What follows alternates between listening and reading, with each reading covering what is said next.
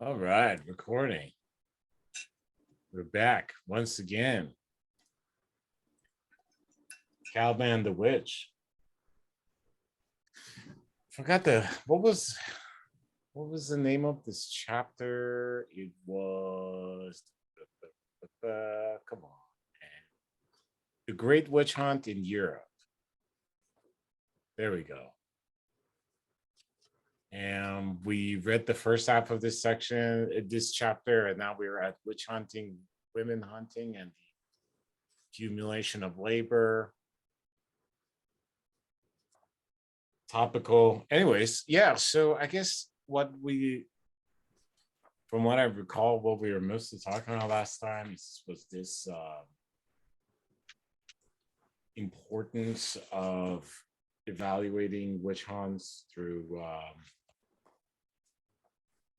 kind of class warfare and class antagonisms, because that's how kind of the figure of the woman appears ideologically, but she's also in kind of functioning within certain spheres of labor and at times activities, if you want to call the type of labor that is not valued. And then those actions are kind of categorized and then made exclusive and then controlled by state. There's also, as I recall, and I'm looking at my notes, so yeah, discussions of biopolitics, i.e., kind of the development of states being like, okay, it seems like organization of forces of labor and productions are important aspects of having a state.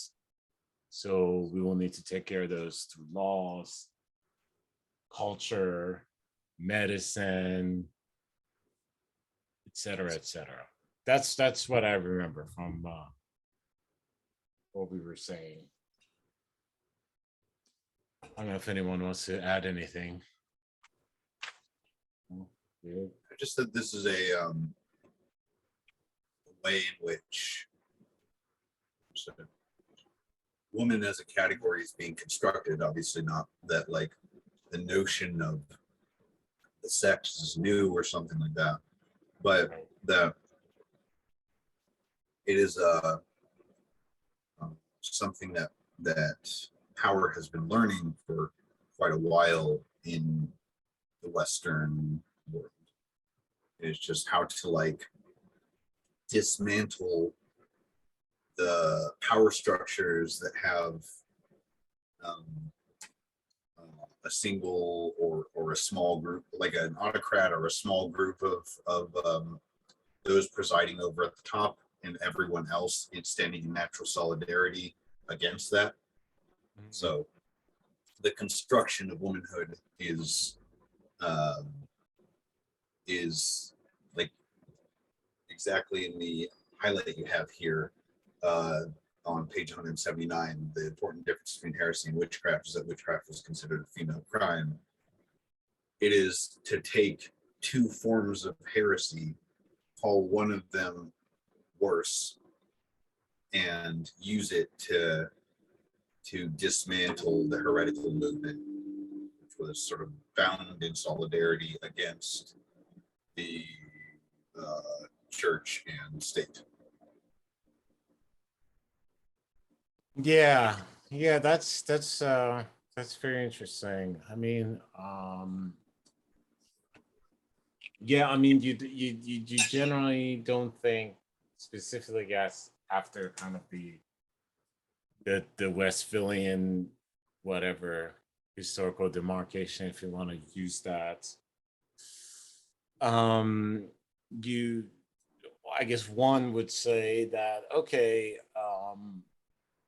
what is unique about this regime of law is that it is, among other things, constructed on rationalism, and rationalism cannot make certain identity distinctions. And we talk about those laws like that, right? Oh, theft, it can be anyone, rich or poor, right? man or woman, but as the old saying, and I forgot who was saying this, right? Like uh, this kind of famous aphorism about, well, yes, the crime of theft applies to both rich and poor, but only one of those steals, or in particular, steals in a ways that becomes criminal. So yeah, so this kind of first line is interesting to me, with in that witchcraft is a female crime. Um, which at that time it's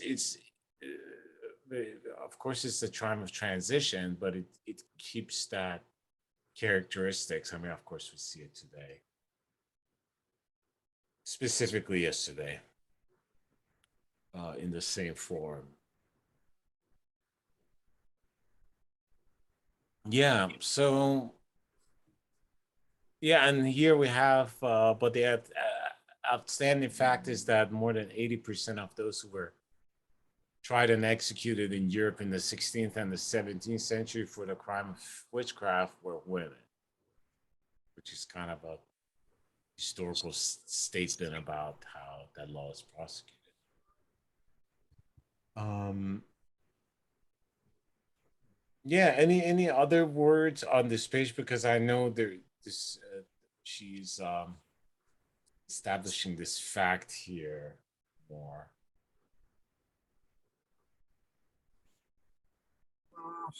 I suppose there's the sort of it's helpful to talk about the biopolitical distinction that is that we now like better understand. We not better understand. We nowadays we usually consider it in the framework of the fascist distinction of the paradoxical account of the enemy. So we have like the bottom of 179, women are more prone to witchcraft because they're insatiable lust. Um, they're both chaste and pure, which is, as we're going to see in page 184, I think is where it starts to talk about um, the ways in which women are encoded with paradoxical qualities that are just stereotypically like virgin whore dichotomy kind of notions. And the value in this kind of framework from the biopolitical perspective is that you can vilify someone and be more powerful than them. You can be terrified of someone and be more powerful than them at the same time. Right? This is the traditional distinction of a Christian is immune from possession because demons and devils are not powerful enough to overcome the true power of belief, and yet somehow the devil in this period goes from a petty figure to being the overwhelmingly dominant deceiver exarch that we all think of Lucifer as today. Right. Yeah. And she was mentioning about that, how kind of devil is kind of a trickster or ancillary type of figure for the most Yeah, part, for the most of history, European history. And then it kind of takes a very active role in this era, like you said, as a deceiver and all that. yeah, and on what Mark said, this kind of switching is very useful because you can have the other be this stupid, lazy group that doesn't really feel pain the same way we do, like how slaves were talked about some ways, but also become this superhuman danger that must be kind of taken down at all costs, depending on what you need out of the people you want people to treat them. Right. Yeah. Yeah. Then what else does she say here? Here she goes. Now moving to the next page here. Well, there's wood, witches cooking Well, children. yeah, she's going through some of these different hypotheses that people put out to explain the timing of the witch hunt. And the first one of the ones I noted was the from Margaret Murray. Oh, right. Yeah, The witch which kind of, cult. yeah, being like an ancient kind of feminine matrifocal religion. Right.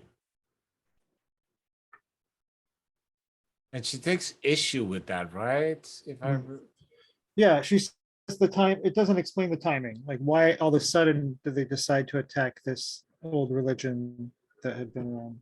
Yeah, and what you're referring to here is 180. She says, 1920s, Murray proposes that, yes, there is this kind of primordial, kind of powerful, blah, blah, blah, presence of witchcraft, and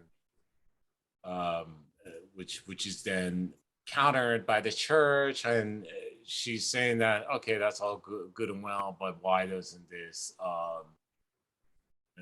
the timing is off, as you were saying, right? Because, and I have this here in my notes, that she wants to, of course, talk about production accumulation as much as she wants to talk about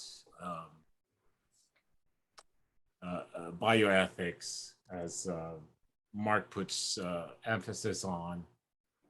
But and this is kind of a generally a good kind of critique of that kind of um, how would you explain it? Like ideological reading of history, that there are these ideas that clash in together rather than like actual material. Call it an Yeah, anti-material. yeah, Right. it's Yeah. a nice story. Idealism. And even like as we talked about last time, looking at the footnote 22, she's kind of talking about this kind of market exchange that we talked about last time with the Catholics and Protestant churches competing for worshipers. Oh, She's right. saying Yeah. the priests are competing with the wise women and the sages and stuff. Yeah. Yeah. Actually, I'm rereading American Gods by Neil Gaiman, which I read in high school. And I'm really enjoying it this time around because it is that, I mean, that type of conflict is at the center of the book, but it's between the old gods and new gods. But yeah, then, when we go to 81 and 82, like, the first thing that came to my mind about these pictures was like, oh, you see these narratives with the Jews again, specifically and she mentioned this in the 14th and 15th century with the children and all that. You see these narratives now, save the children, evil Of course. in the basements of pizza places or whatever. Yeah, yeah. When the politics of innocence, as this one international law scholar called it, that compels.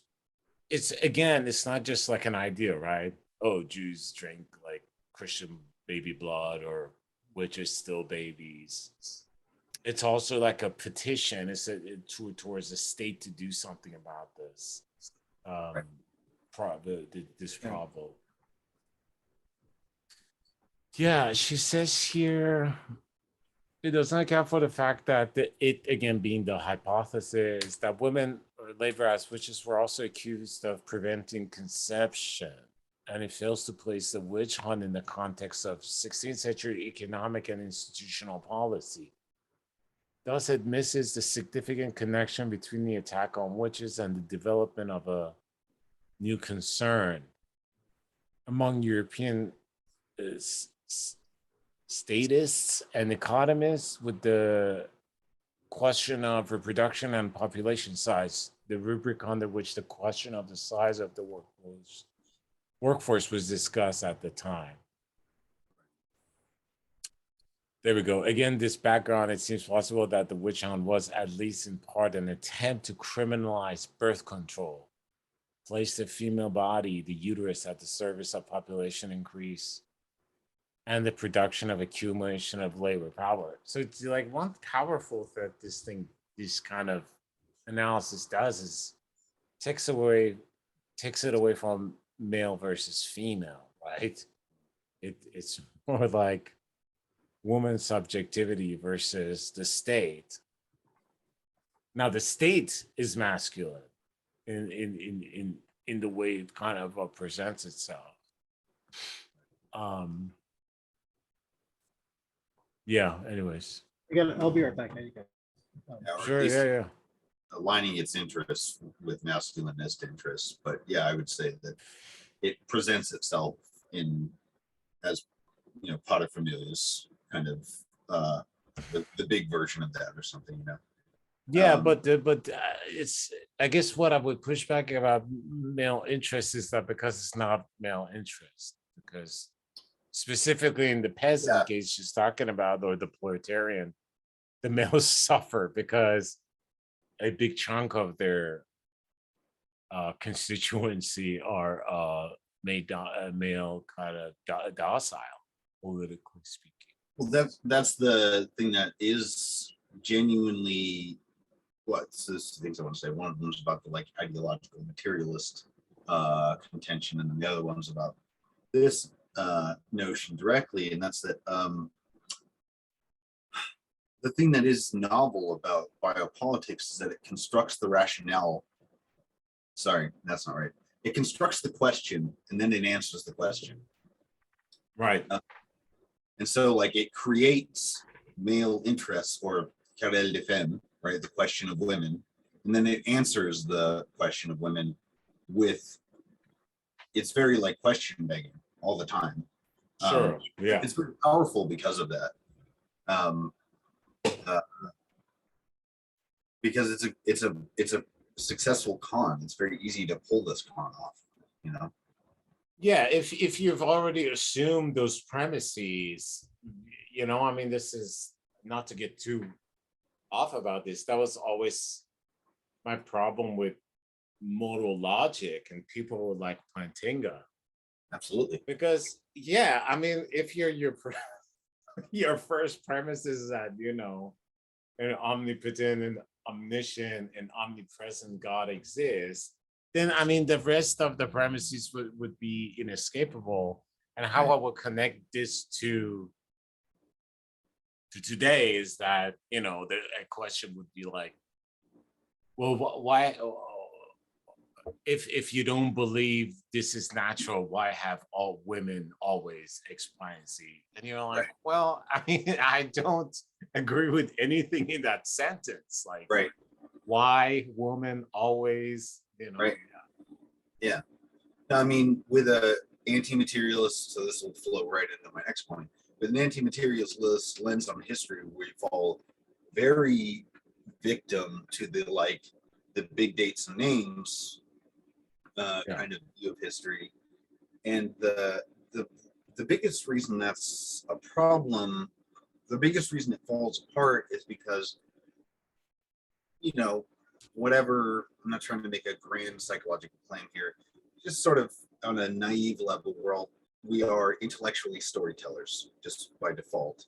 And so if you give me like 7 things in sequence, I'm going to generally assume that the interval between those 7 objects or those 7 experiences is kind of equidistant, somewhat related, not like these 6 things happened right after each other and then there's 1,000 years between this and the next one.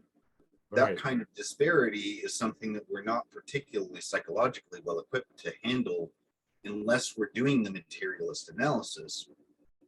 So the ideological analysis, like the idea that what was it that the witch hunts were a result of the matrifocal religion, like pushing back against the matrifocal religion.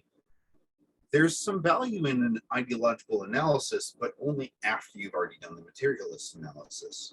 Right. Like on page 181, we talk about it misses the significant connection between the attack on witches and the development of a new concern among European statists and economists with the question of reproduction and population size, the rubric under which the question of the size of the workforce was discussed at the time.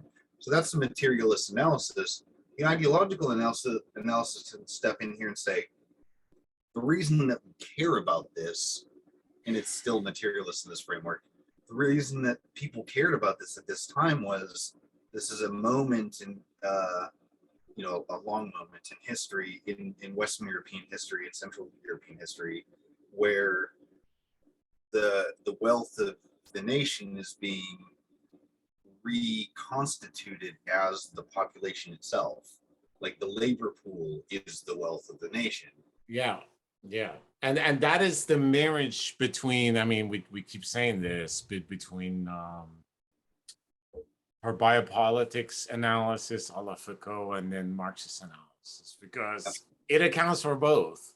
It's like, hey, we have a conflict, right? Why do we have this conflict? And why did certain historical phenomena happen? Well, there is a change in population, which I spend, couple of giant chapters tracking of how did these populations congeal in particular places in Europe. Undeniable, I mean, like she's just like following that history. And then at the same time, she's like, I also accounted for the kind of the material existence of productions and accumulations that corresponds to those population shifts. And now we can look at the ideology, right? I.e., church, passes a decree against the church. And what is beautiful about that now suddenly you have an explanation, why do these words in the papal bull or whatever it may be have those meanings, right? Rather than just looking at the words and being like, oh, okay, I know what this word means in translation or something. Yeah, no, I mean, now I'm recognizing the scope of this book. I mean, it's yeah, it's wonderful. James, we don't want to miss you here. Well, you're on the same page, so Awesome. it's not gotten very far. Unfazed. All right, yeah, let's go to is Lord Satan here doing, what do I have? So I have here The metal show. yeah. Oh, there's one statement I want to make about page 182, and that's the picture there. The drama of infant mortality is well captured in this image by Hans Holbein. The Younger is The Dance of Death. Series of 41 designs first printed in France in 1538. It's a picture of a baby being dragged out by a skeleton in an adorable hat. And I think the reason I like this picture in this context is because of, especially in America, the way that we contextualize and conceive of the witch hunts as the Salem witch trials, right? And in which, a small town of who gives a fuck lost its damn mind and killed 26 people. And that's all the witch hunts are. Why are we making a big deal about this? Let's move on.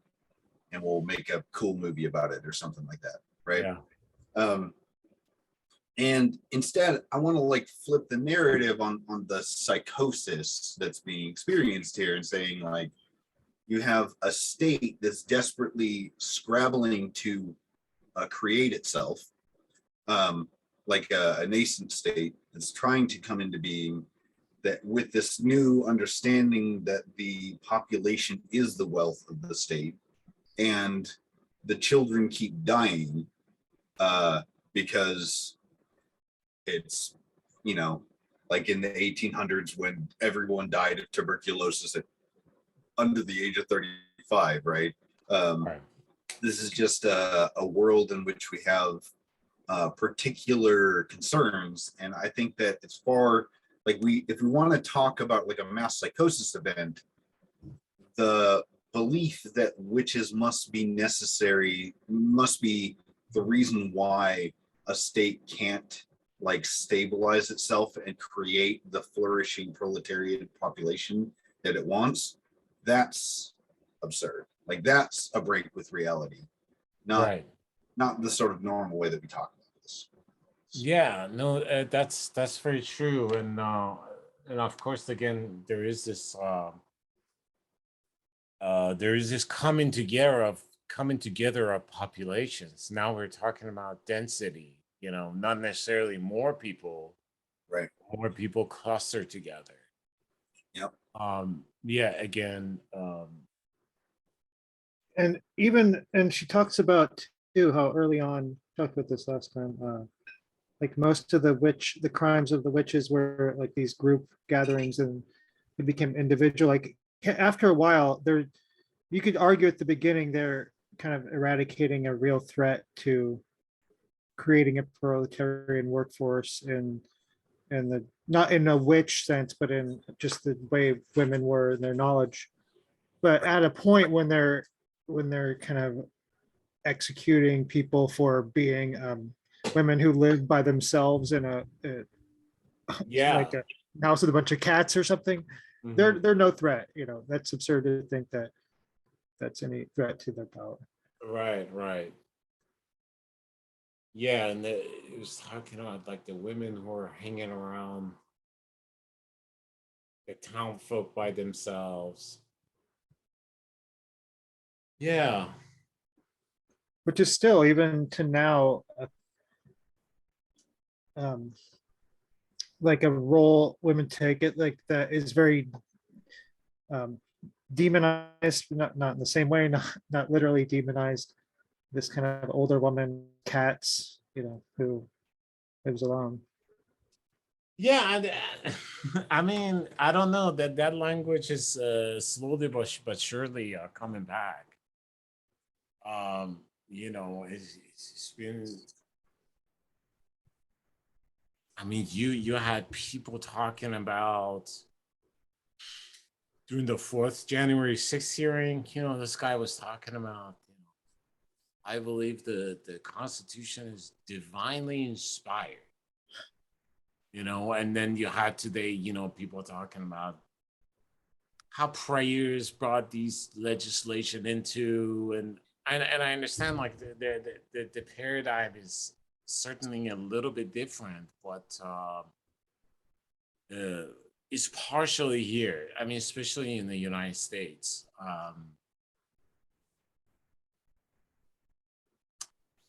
And I mean, it's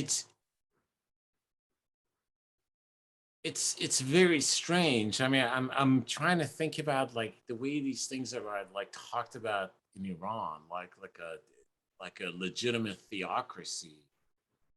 There's this very clear understanding in Quran that like this is a human world, right? Like things are human made. They're put forth.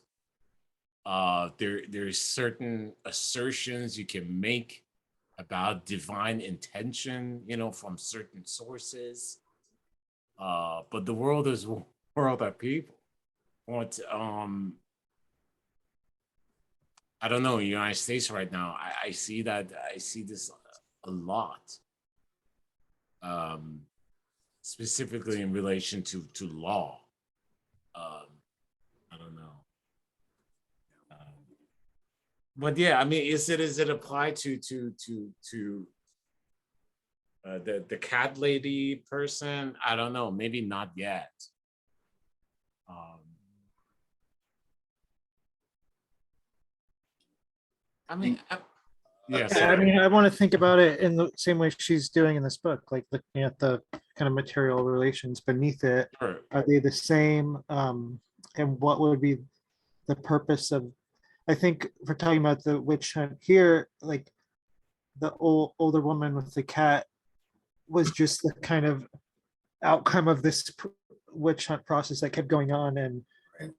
a kind of victim before being victimized already. Right. So yeah, I don't know where that apply to now to that type of individual in the modern witch hunt or possible witch hunt. I mean, there is that sociology book. What was it? It said it was called Moral Panic or something. There were two of them. I think they both had moral panic in them, and it was the sociology books, and you know, one of them talks about that was you know, these cases of like child rape, you know, and most of these were like gay men that being accused of this who were slowly moving into child caring positions from schools to daycares and whatnot. And and anyways, they go into those cases. Of course, they're all false, but I mean, these people are usually destroyed in the process. But labor is always there, and I mean, this abortion thing. I mean, it's. I think from one end is the proletarian men that are feeling the competition in society, of course. And on part of the state is, yeah, again, population decline and stuff. I mean, that's what all they talk about. From Elon Musk to, yeah. I think there's this continuity of the kind of answer, like the pattern of the answer that's being applied, wherein I think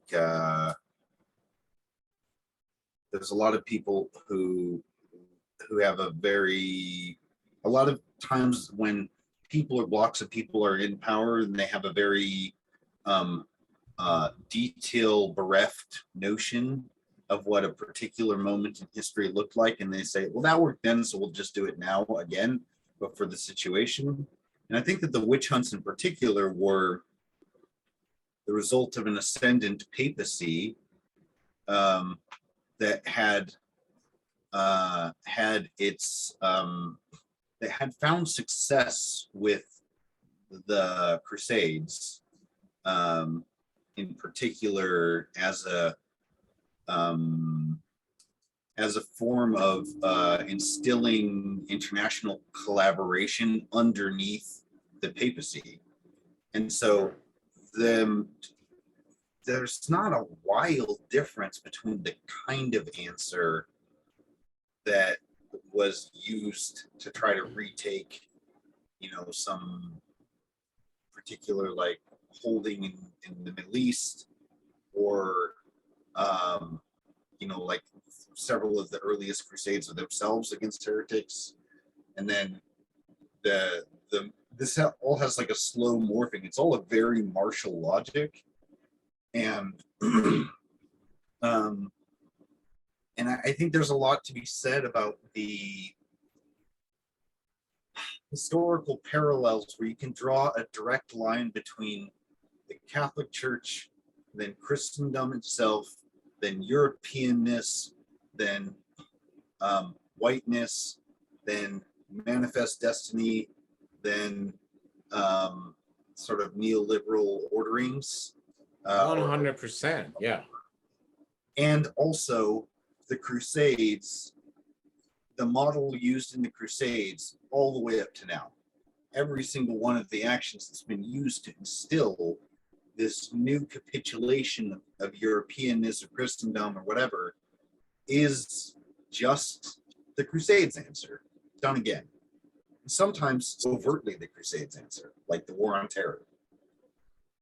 Right. Yeah. I mean, you know, as I always say, I mean, it's like the history of, not the history of the discipline of international law starts with Catholic Church, you know, and the most literal sense, and you cannot have colonialism outside of that, and also you can't have state relations outside, because that's where the framework, and also rules of war, right? I mean, those are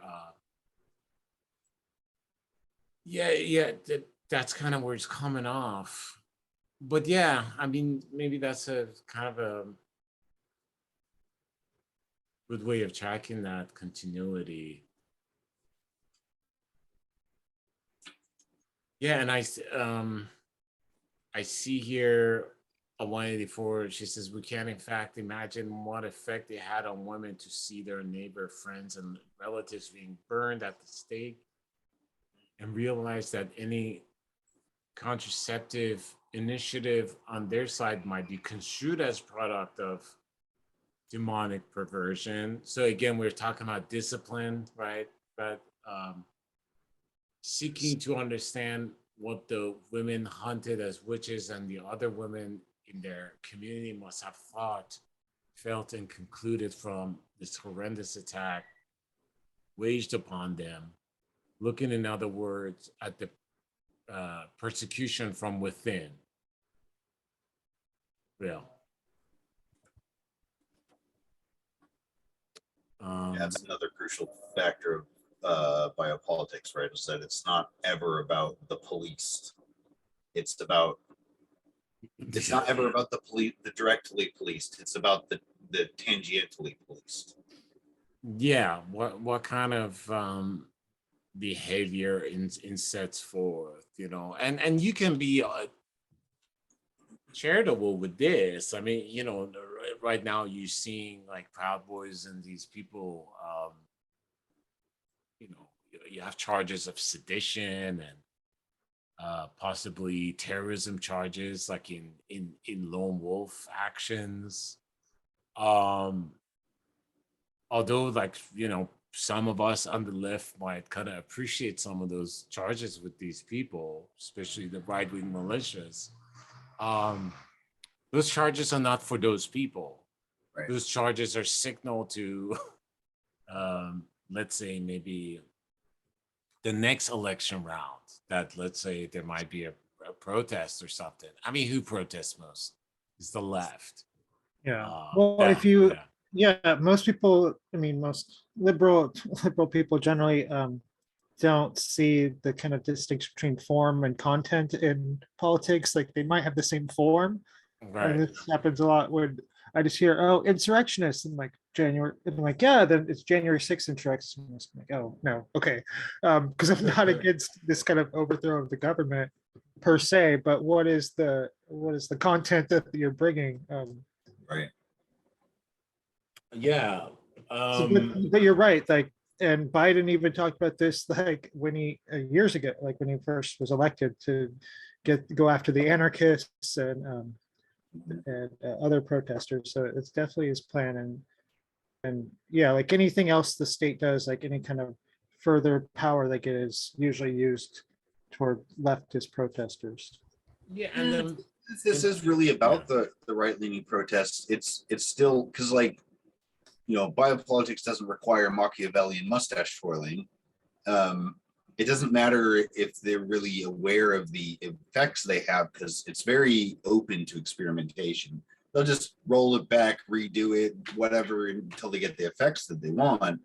Yeah. And one of the things that's going to happen here is that, just like, take a historical example of the beer hall putsch, that you're just going to find people who do insurrection with more overwhelming force, or with fall guys like the Night of the Long Knives, or in that case they like scapegoated the homosexuality within the party, right? The Nazis did the Night of the Long Knives, and so they used that as a way to legitimize the public viewing their insurrection as the good kind of insurrection. Or it'll be, you can do these kinds of actions, but you can't kill any cops when you do it, or whatever, like they're signaling to the right, they're educating the right in the same moment with these kinds of charges, but it's not to stop them functionally. I mean, it's not going to have the effect of stopping them. It's going to have the effect of modifying it so that they figure out how to do it more successfully while stopping the left. Yeah, if they wanted to stop them, they like just what the federal agencies did to leftist groups in the 60s. They can break up these groups if they want to. I mean, they just want to get the figureheads and kind of have this performative trial. Yeah, I mean it's and it's very interesting on that topic how many of these guys are informants, especially the Proud Boys guys, but we also saw this with the Gretchen trials in Michigan, the militia that were they couldn't try those people because there were a fucking bunch of them were in the FBI, and you can't be like, okay, this is they were set up or some of this. Anyways, nothing you can't draw out of that legally. But the second part is that there is a strong militia movement, right-wing militia movements that have been developing. I mean, for specifically since the 90s, but now they have come into fruition. I mean, I watch all these hearings. It's very clear that these people were connected to people at the top, and it was highly organized. And I'm not trying to get distracted here, but I guess what I'm trying to say is that the state cannot do otherwise. I mean, it has to. Oh, it's recognizing my hands. Yeah, Sean. I want to be like calling you. Yes? Sean, please. Yeah. That you can't, like. There is something impersonal about this, even though it is very class related. That the state just has to do this in order to survive, in order to help itself. It has to implement counter-terror measures, if you will, in this way, where I make examples to deter. Yeah, like yeah, like security. you're saying, the witch hunt wasn't about the witch that is on trial, the woman on trial. It's a message to other women, to women in general. The women who aren't witches. Yeah, Yeah, in keep in the mind, form yeah, of be obedient. production and biopolitics. Yeah. Because I think you can make the claim, and it'd be mostly accurate, that like the burning makes the witch. The execution is how one is made into a witch. Well, yeah, that's like the how does it go? Like if they you drown someone, if they float, they're a witch, or if they're not, they die. But Right. if they survive, they're witch, and then you burn them. So this kind of If they died, you fish them out, give them a good Christian burial, and if they don't, you burn them at the stake. Yeah. So. Yeah. Yeah, and we kind of looked at this part already. I guess this is kind of the same points that we were making here. And then, yeah, One second, move on. please, sure. A little bit down.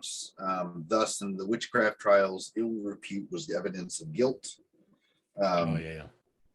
The witch was also the rebel woman who talked back, argued, swore, and did not cry under torture. Rebel here refers not necessarily to any specific subversive activity in which a woman might be involved.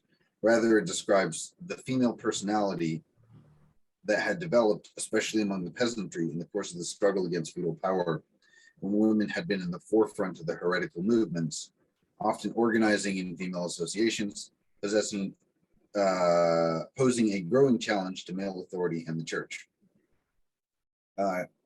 Descriptions of witches remind us of women as they were represented in the medieval morality plays and in the fabliaux, ready to take initiatives, as aggressive and lusty as men, wearing male clothes or proudly riding on their husbands' backs holding a whip.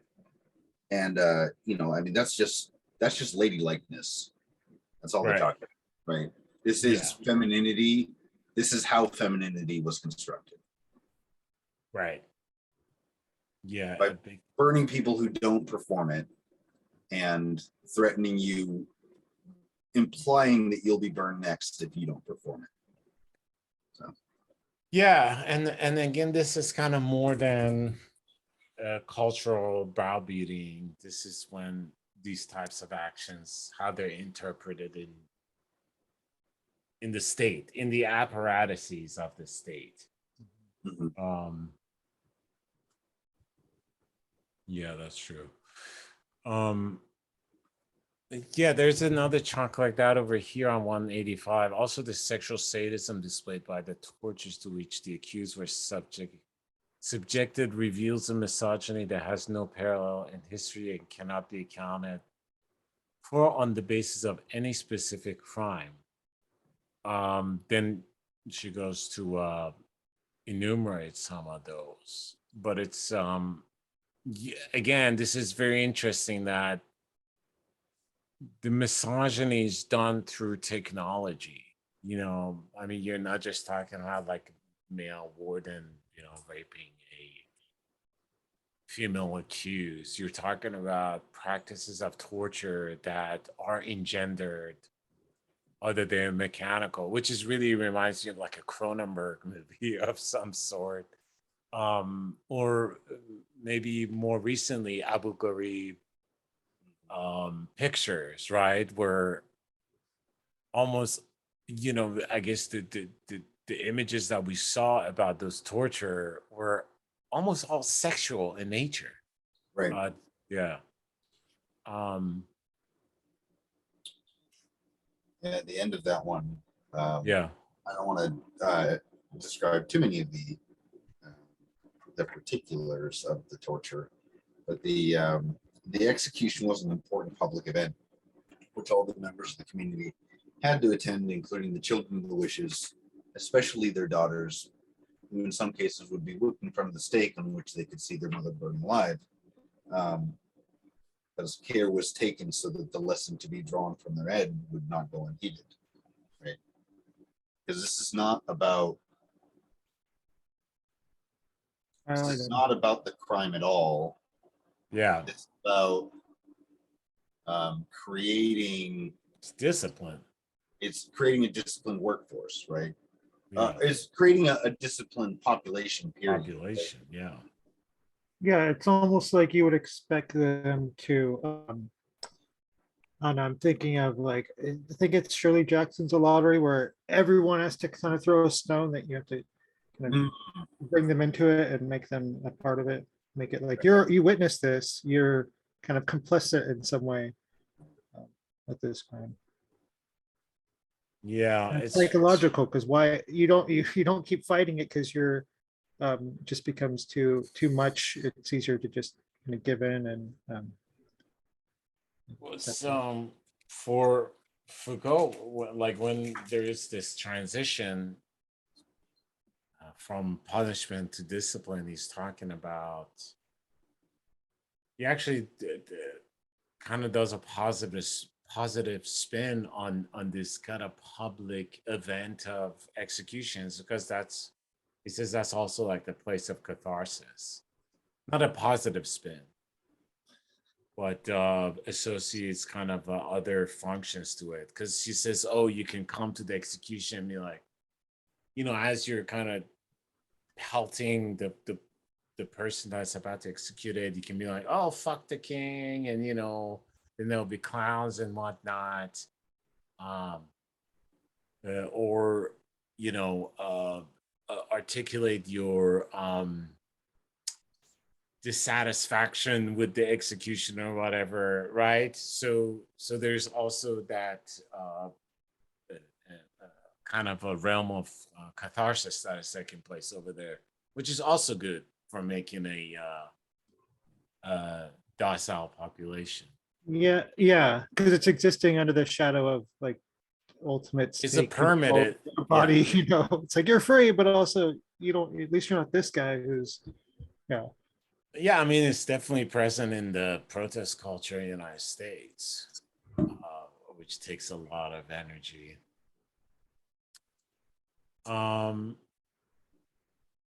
Yeah, okay. Then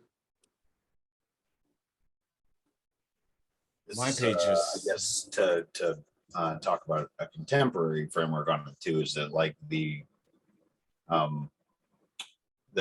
standard move, the most basic move in counterinsurgency is to it's not just like making an example of, it's not just that you're like trying to make people sad or angry or trying to break their spirit or any of that. That's certainly existing part of it, but that's not getting everyone, because that's also going to anger as many people as it makes docile, right? It's that eventually the goal is that whenever whichever nail is the most proud gets hammered down, so that eventually you reach a state where people can live on the memory of what would happen, so that you never actually have to intervene anymore, so that you can get to a position in the future where you can say it's regrettable, all the things that we did in the past and we've learned. And look, it's been so long since we burned anyone at the stake now.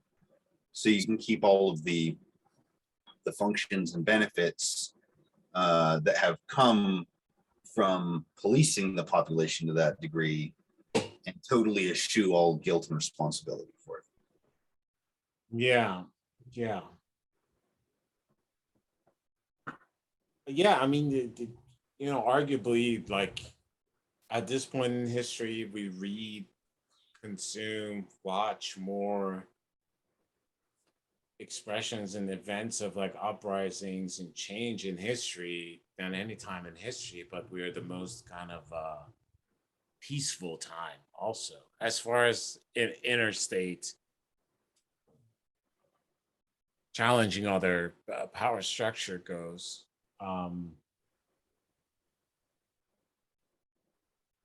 Yeah, which I guess that simulation of that memory is doing a lot of work. Yeah. Yeah. So she goes on to say, I mean, that line is interesting on 180C. I guess it's just a conclusion of sort. The Mhm. witch hunt, the witch hunt was a war against women. It was a concerted attempt to degrade them, demonize them, and destroy their social power. At the same time, it was in the torture chambers and on the stakes on which the witches perished at the bourgeois ideals of womanhood and domesticity were forged. Then she goes down. There is, in fact, an unmistakable continuity between practices targeted by the witch hunt and those banned by the new legislation that in the same years was introduced to regulate family life, gender, property relations. Um, and then she goes to talk about kind of historical manifestations of that. So yeah, that simultaneous development of these is important. And a little bit further down, simultaneously, female friendships became an object of suspicion, denounced in the pulpit as subversive of the alliance between husband and wife. And the last one on there is the redefinition of gossip away from friend to its contemporary derogatory connotation. I think all of those are ways in which we're talking about like the construction of femininity, right? And compulsory heteronormativity and compulsory monogamy. Gossip is something that seems, very, very human. I've heard like anthropologists talk about it in terms of like grooming each other, just kind of chatting. And this also, that and the paragraph below that, talking about the contemporary debates and the nature of the sexes, made me think of just kind of studies that say women use this many more words than men do in a day. And it's like, how do you get these kind of results? Like, do you record someone? I don't know. Right, which But then kind of tying this like primal human activity of talking and kind of making it like tying it to women only. And yeah, it's kind of another tool. You definitely don't want friendships among your workers. You don't want them gossiping. Even now, there's all these bosses always say, don't talk about your wage and things like this with other employees. right. I know when I lived in Thailand in 2007, there had been this portion where the Prime Minister Thaksin had been outed by a military takeover, and there was a short period of time in which they had passed these gathering laws where you couldn't gather with more than 2 other people at any time. And of course they're not enforcing that in the household, right? So it's being used selectively to enforce against those who are dissident, but also it's functionally about like terrorizing the population into no longer like they've taken something innocuous like speaking to someone and turned it into a state recognized terrorist behavior, right?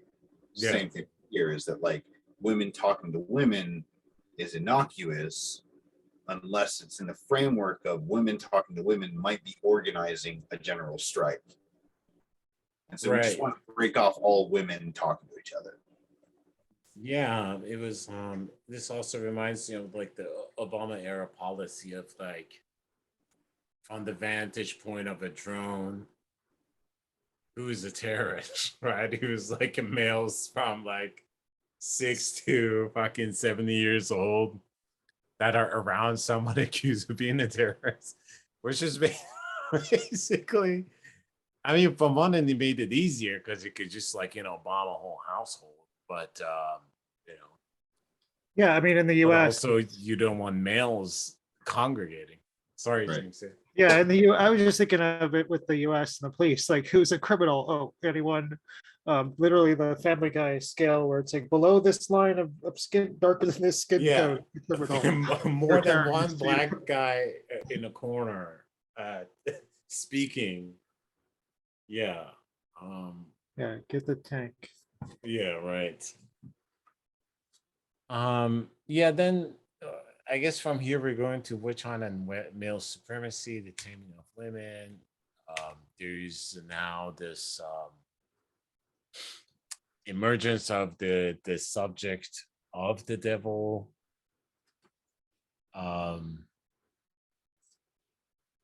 She was also, yeah, so how he becomes kind of like a mischievous actor of sort, but in relation to witches. He says how preoccupied were the witch hunters with the affirmation of Wales supremacy can be seen from the fact that even when in revolt against human and divine law, women had to be portrayed as subservient to a man. And the culmination of the rebellion, that famous pact with the devil, had to be represented as a perverted marriage contract. Of course, yeah, this is also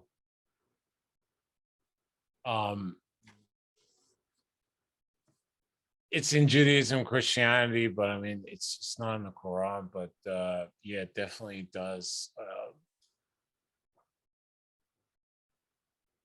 it does ring true. And she says here, a witch presumably could castrate a man or make them impotent either by freezing their generative forces or causing their penis to come out and draw back as she wished.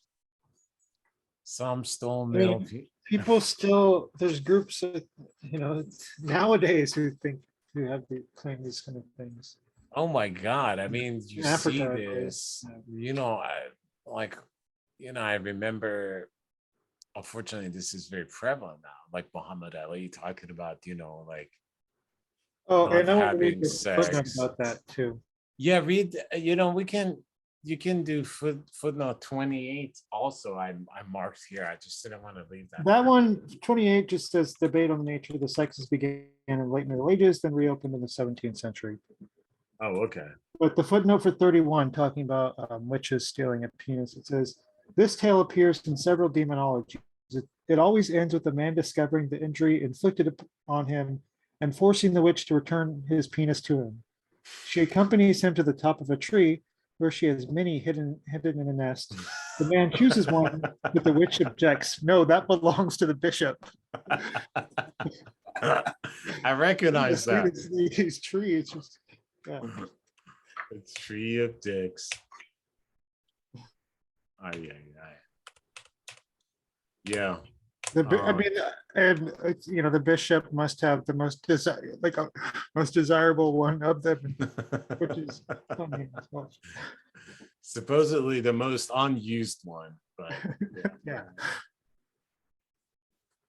Yeah, so there's this talk of castration. Of course, we know the significance of that. The last part I have over here is 189, when she says, undoubtedly men's failure to act against the atrocities to which women were subjected was often motivated by the fear of being implicated in the charges, as the majority of the men tried for this crime were relatives of suspected and convicted witches.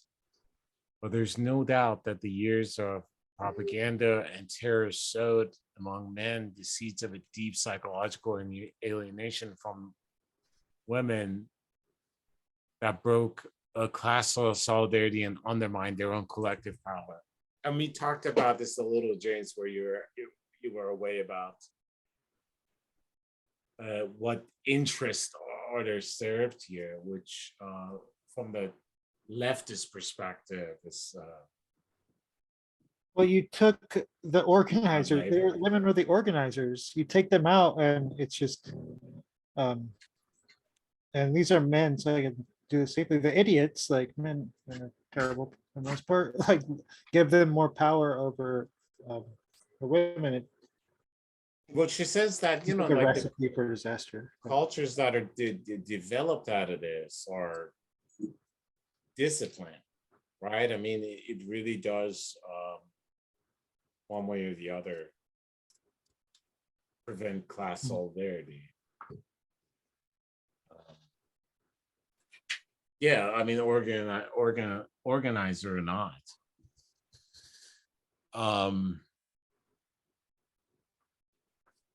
Yeah,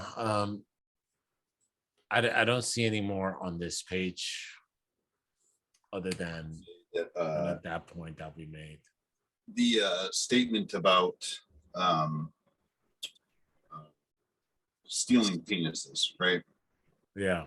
It's repeated, so like 3 times in 2 pages, something like that. Mm-hmm. And it's one of the, like, such a careful author that I'm inclined to think that's not an accident. I'm inclined to think that it also showed up earlier in the book as well. Yeah. I'm inclined to think that she's making a point about how commonly this story existed it was like repeated over and over and over in accusations against women, claiming them to be witches, and simultaneously how ridiculous it is. She's like, she's repeating herself just like this, just like these stories played out historically, I guess what I'm trying to say.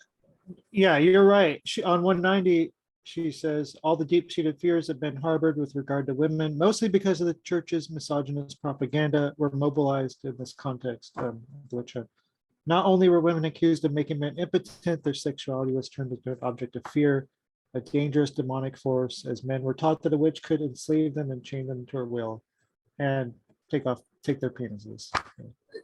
Also at the top of 189, women had the power to make the penises disappear, like which mentioned in the Malays, right? It's just like literally one of the first stories that shows up in the Malleus Maleficarum, one of the first books written about how witches operate, becomes like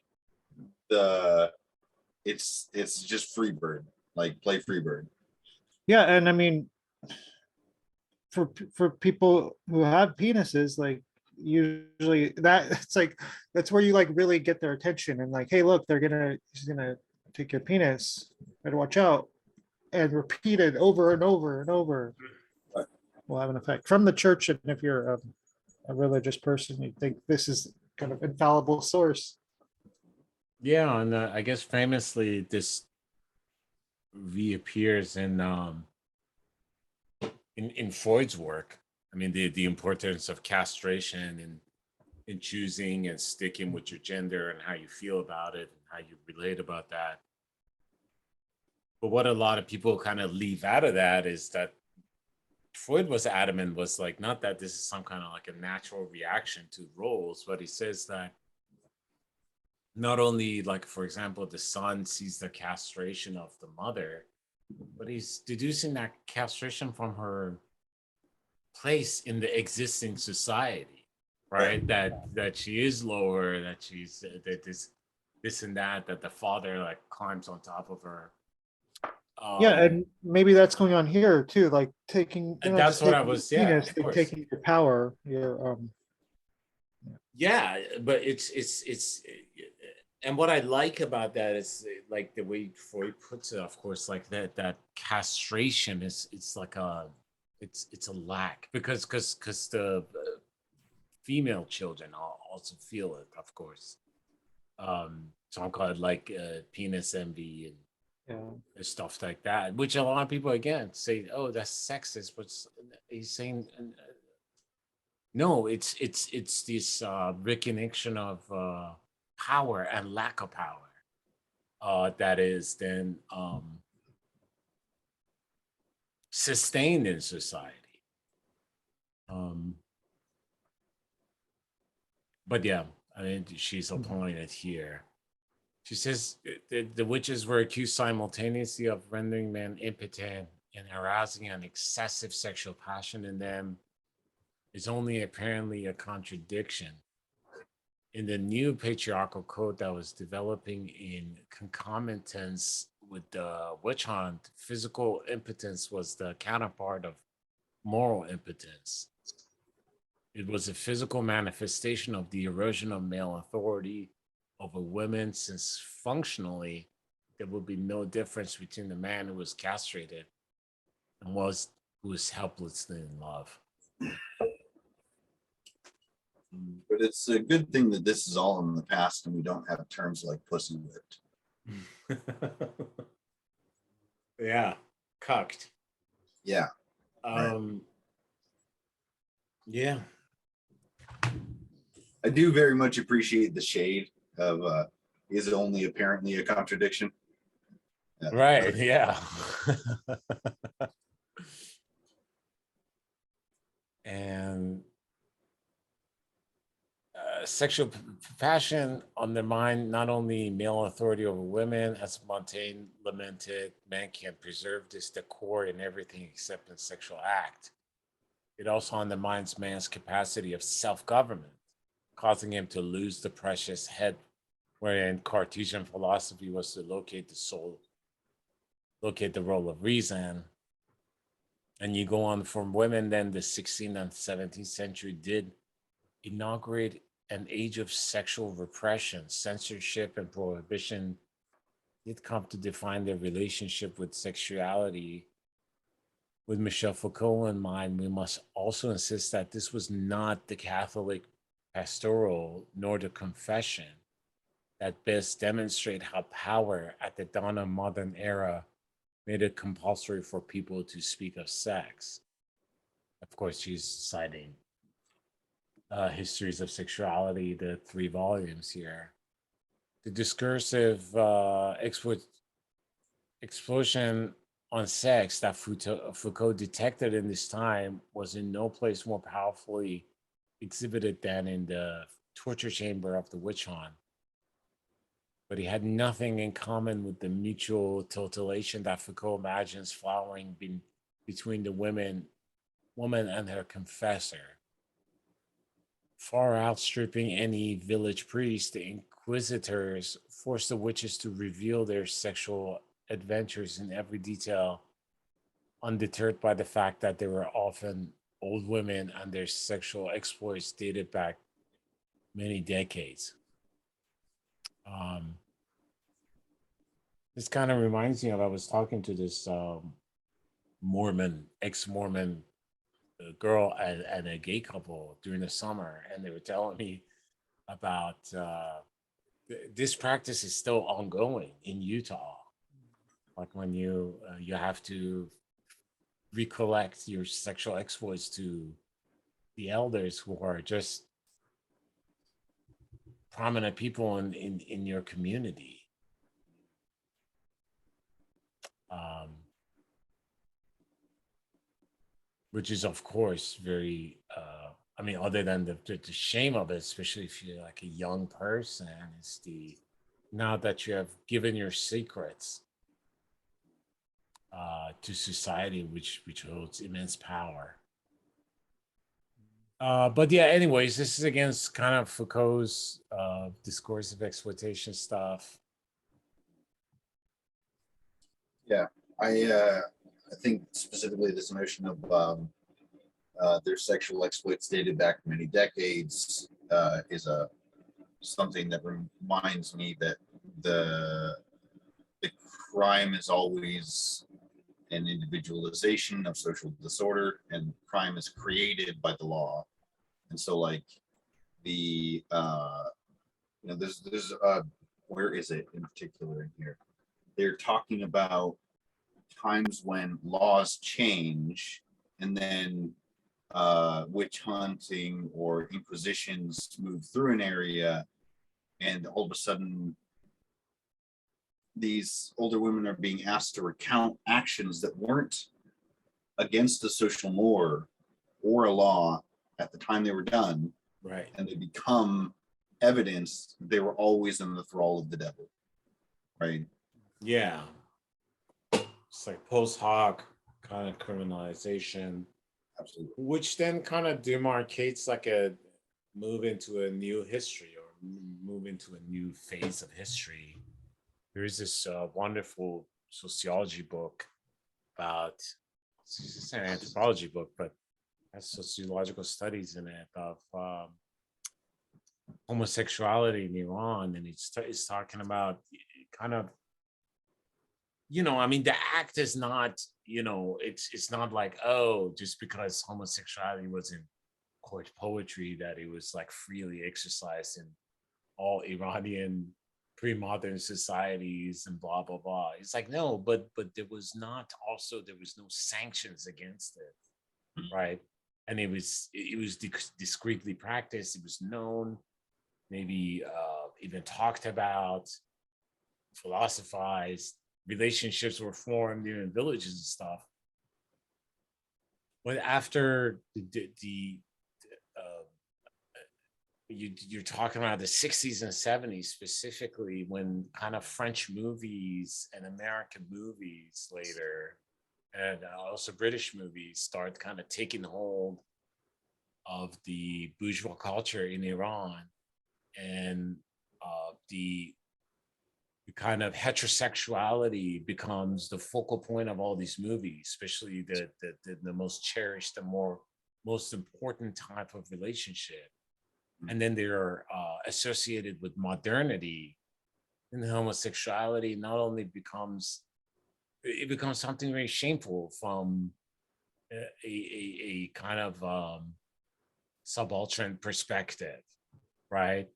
And then it makes its way slowly into kind of religious morale, which is also being modernized, right? I mean, whatever sort of kind of Shiism that's developing at the time, and then suddenly it becomes a big part of like Islam, right?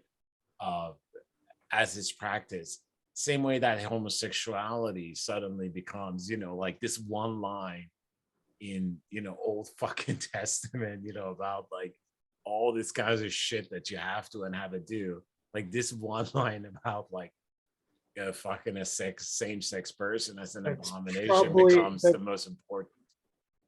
that might even be mistranslated and more about not lying with young men or young boys. Yeah, I mean I mean, either way, I mean, because then the second line is from where? Romans, like it's from like Paul stuff or fake Paul stuff, if you will. and again, it becomes like, out of all this shit there is to like focus or make important, even bring into like secular governance, like suddenly a sexual act.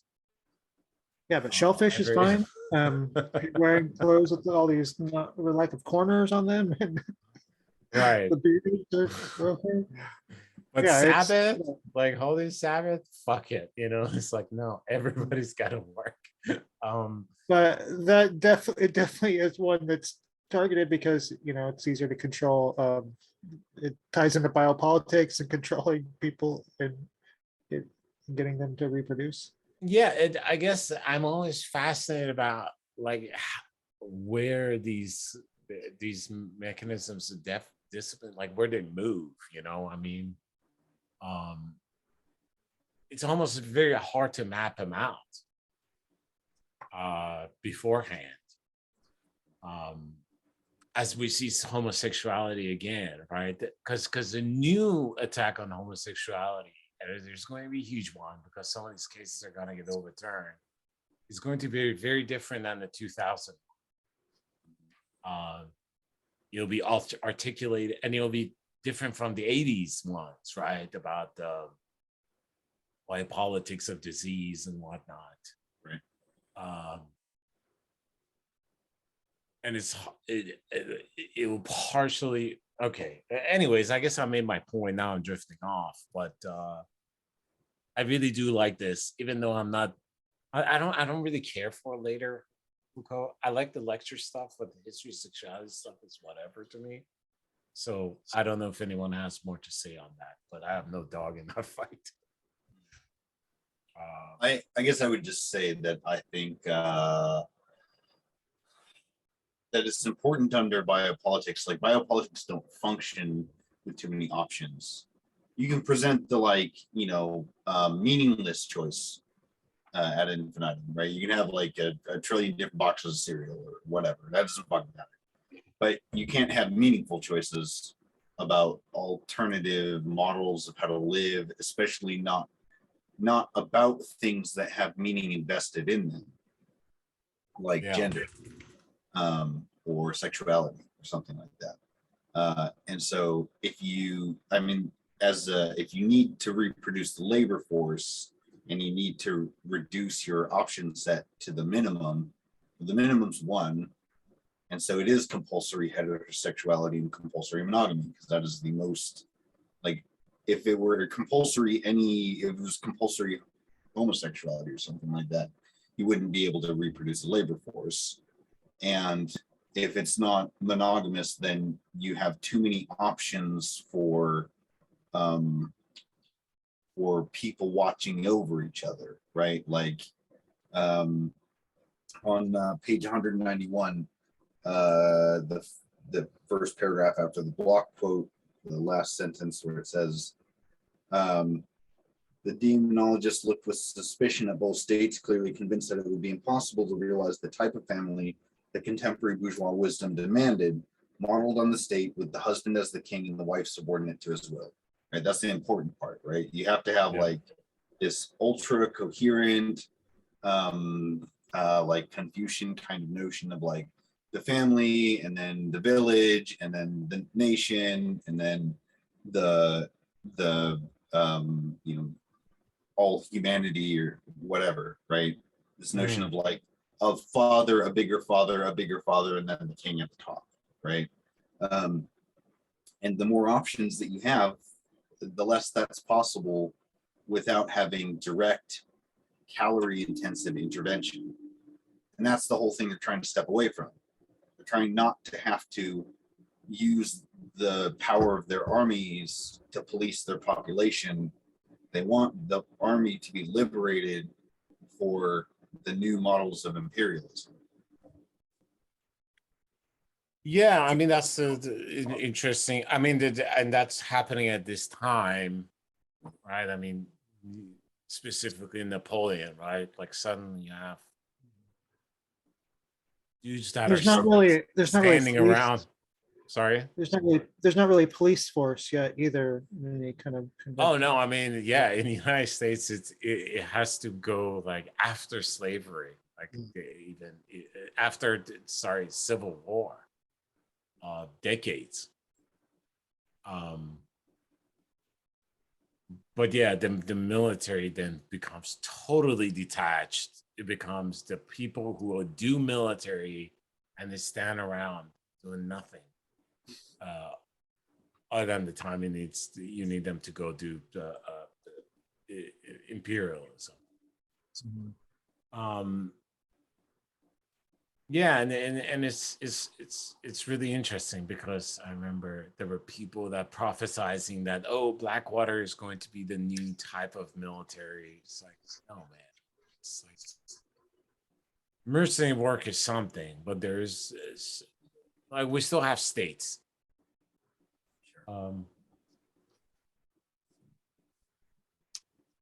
Yeah. Anyway, no. Yeah, that's good observation, and I'm going to skip the Foucault stuff, go to the witch hunt and the capitalist rationalization of sexuality.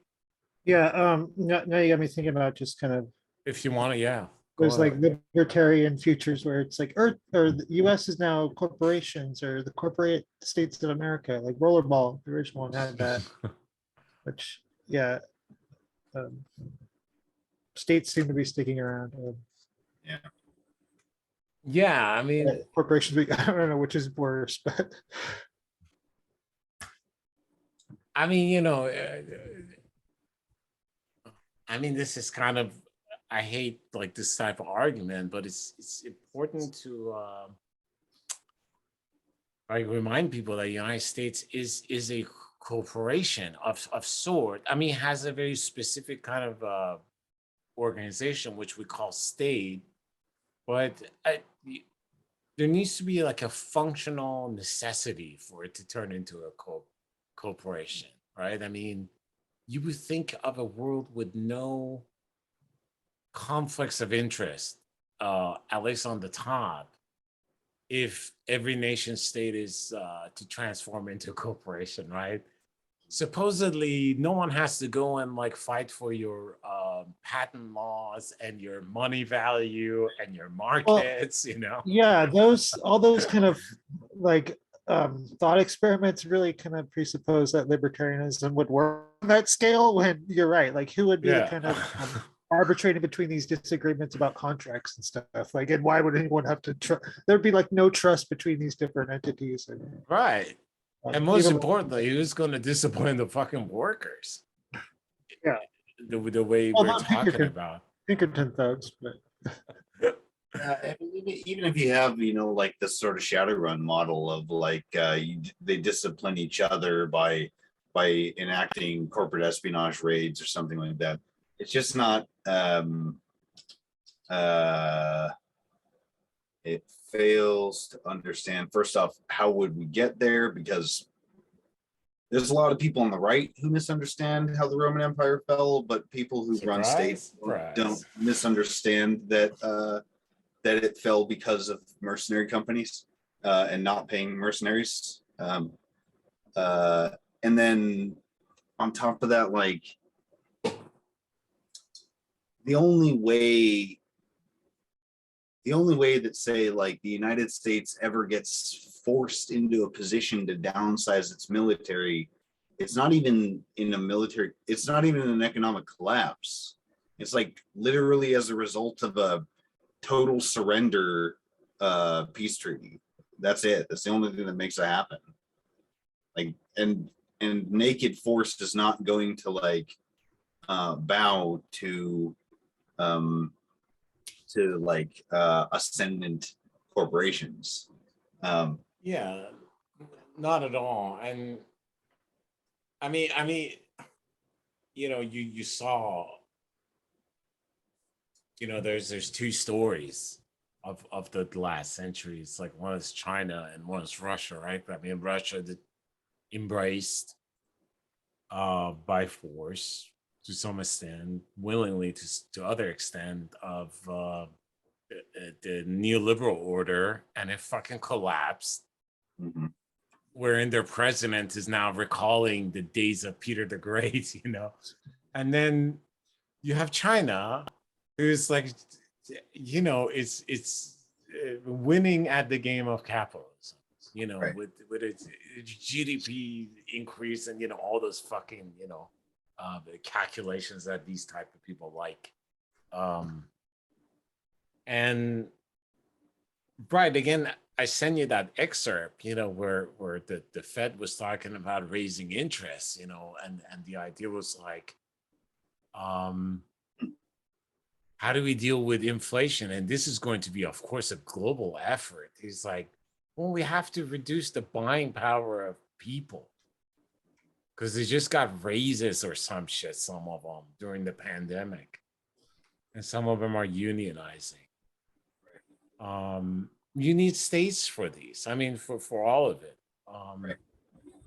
I mean, that's a great example, because in the corporate, cyberpunk dystopian future, one corporation would be like, no, actually, I'm not gonna unemploy a bunch of my citizens. I'm going to be the one corporation that pays excessively, and I'm going to brain drain every other corporation out there. And that's all it would take is like, this happens every single time that the capitalists think they have a certain kind of solidarity, and then you run into like the southern plantation owners during the Civil War started selling to the North because the North could pay more. Yeah. Look, during this election, a lot of Republicans were like, if you were listening closely, they were like, why is it that we are allowing the Chinese to come here and get a degree and return home?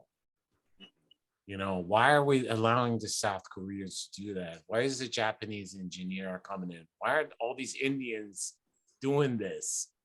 And again, like, from the capitalist perspective, it's a good question, because like, capitalism is never like going into the one corporation model. It is based on borders and competition, in some sense, of course, in order to create value. Yeah.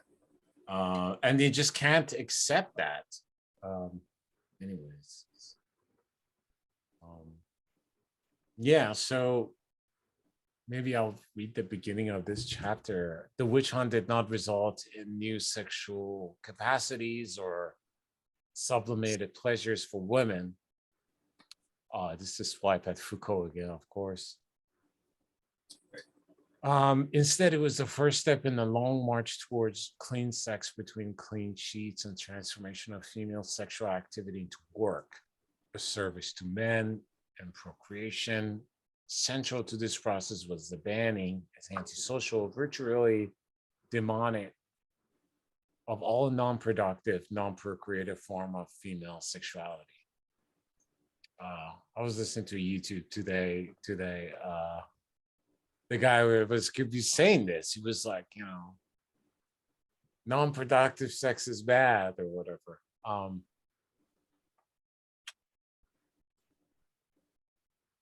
Yeah, I mean, this one is pretty out there, right? I mean, she's, from one end, Foucault wants to say, look, if there's power, there's struggle. If there's struggle, there is oppression, of course, but there's new possibilities, and we see this ideas taken up with people like J.G. Ballard, right? In his fictional work like Crash, he's like, look, car crash.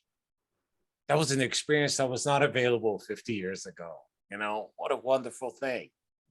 Of course, he made a kind of fetish out of the story, but Foucault did this, of course, with women under oppression. But here, Federici is like, I'm taking this very Marxist and very bleak here, and talking about transformation of sexual activity itself inside capitalism. She goes on to say the repulsion this non-procreative sexuality was beginning to inspire is well captured by the myth of the old witch flying on a broom, which, like the animals she also wrote upon, goats, bears, dogs, was a projection of an extended penis, symbol of an unbridled lust. Yeah. In particular, the quotes around clean sex between clean sheets. I want to point that the sex is performed, the self-cleaning is performed, cleaning the sheets is performed, right? Yeah. All of those are like wrapped up in there. So Yeah, there's a bunch of kind of forms of labor. and many of them are hidden underneath the obvious labors, right? Of course, yeah, because they're uncompensated and They just look like the bed you lay on, right? yeah. They're being the house that was clean when you walked in to perform your sort of rape script on the wife that you now own, to drag them upstairs, sort of, like they don't want it but they're giving in, like all of that's labor, top to the bottom, that's being like parceled off to women, and that's the wage of masculinity that's being offered to the men. Yeah. Yeah, and then there's some examples here. She here talks about like Chaucer, the wife of Bath, she says, welcome the sixth. I don't mean to be chased at all costs. When a spouse of mine is gone, another Christian man shall take me on. In the world of Chaucer, the sexual vitality of the old woman was an affirmation of life against death. In the iconography of the witch hunt, old age precludes in women the possibility of sexual life, contaminates it, turns sexual activity into a tool of death rather than means of regeneration. So there's some imagery here. But old women were also those in the community most likely to resist the destruction of communal relations caused by the spread of capitalist relations. I guess this is very important, this vision of kind of old woman that both has time, but also as an enemy in capitalism. And I think we must have talked about this. We talked about this a lot when we were at school. I remember that capitalism destroys tradition. I mean, because he constantly has to reorganize for the purposes of the movement of capital. Of course, the fascists are kind of they recognize this slowly, but they kind of misappropriate where the fault is.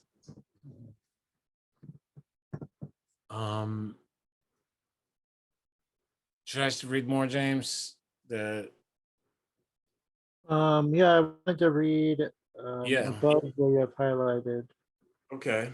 in the middle of one of the first big paragraph. In an era that was beginning to worship reason and dissociate the human from the corporeal, animals too were subjected to a drastic devaluation, reduced to mere brutes, the ultimate other, perennial symbol of the worst human instincts. No crime then would inspire more horror than copulation with a beast, a true attack on the ontological foundations of a human nature increasingly identified with its most immaterial aspects. It's Descartes again. But the surplus of animal presences in the witches' lives also suggests that women were at a slippery crossroad between men and animals, that not only female sexuality but femininity as such was akin to animality. There you go. And animals, the original model for kind of complete biopolitical control over reproduction and production. Yeah, yeah.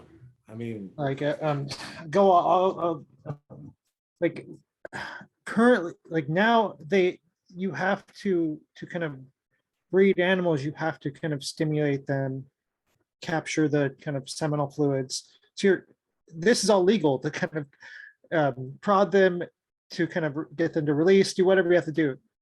yeah. But if you were to copulate with an animal and like in a more kind of a gentle way, totally legal. Yeah, suddenly it's a perversion that is criminal. But institutionalized kind of in the realm of commodities, that's all fine. You can do whatever you want to them.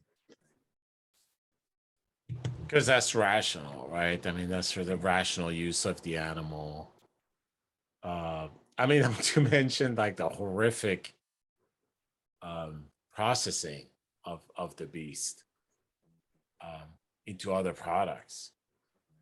Yeah, then she goes on here. The witch hunt condemned female sexuality at the source of every evil, but it was also the main vehicle for a broad restructuring of sexual life that, conforming with the new capitalist work discipline, criminalized any sexual activity that threatened procreation, the transmission of property within the family, or took time and energies away from work.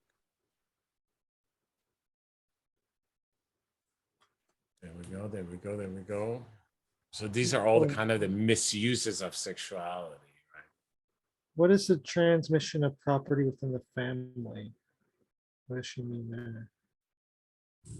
The position worked as a criminalizing that threatened the procreation. Oh, trying to, it's because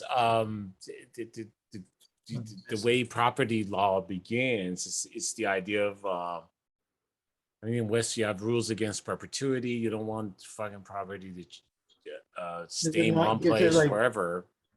You want to direct it. Okay. So it's like giving your property, leaving your property to your widow or something. I mean, women couldn't. I mean, to Uh, the right male, I guess would be, Yeah. yeah, or think- not. Yeah. This seems like it's about monogamy as well, right? Any sexual activity that threatens the transmission of property within the family, like Right. is the property going to be inherited by someone outside of the genetic line? Oh, okay, so Yeah, most outside of specifically in the some kind of class. thing. Yeah, I Okay. mean, you know, it's again, this is Mark stuff. I mean, not Mark stuff. I mean, of course, I mean it's just common knowledge, but I guess what she's pointing in again, it's the importance of the sexual activity, right? Because there is now there's repercussions for it. Because you know, Yeah. I mean, in the days of aristocracy, you could rape or have kids many times. I mean, like Thomas Jefferson was never worried about Sally is her name, I believe, that she would ever have or her progeny were going to ever have a claim on his property. But as we go into this era, suddenly that is something that happens. And Yeah, and I mean that he's a man too, so it's not. But if a woman at the time were having affairs, it would be interfering with that line of property. yeah, of course. Yeah.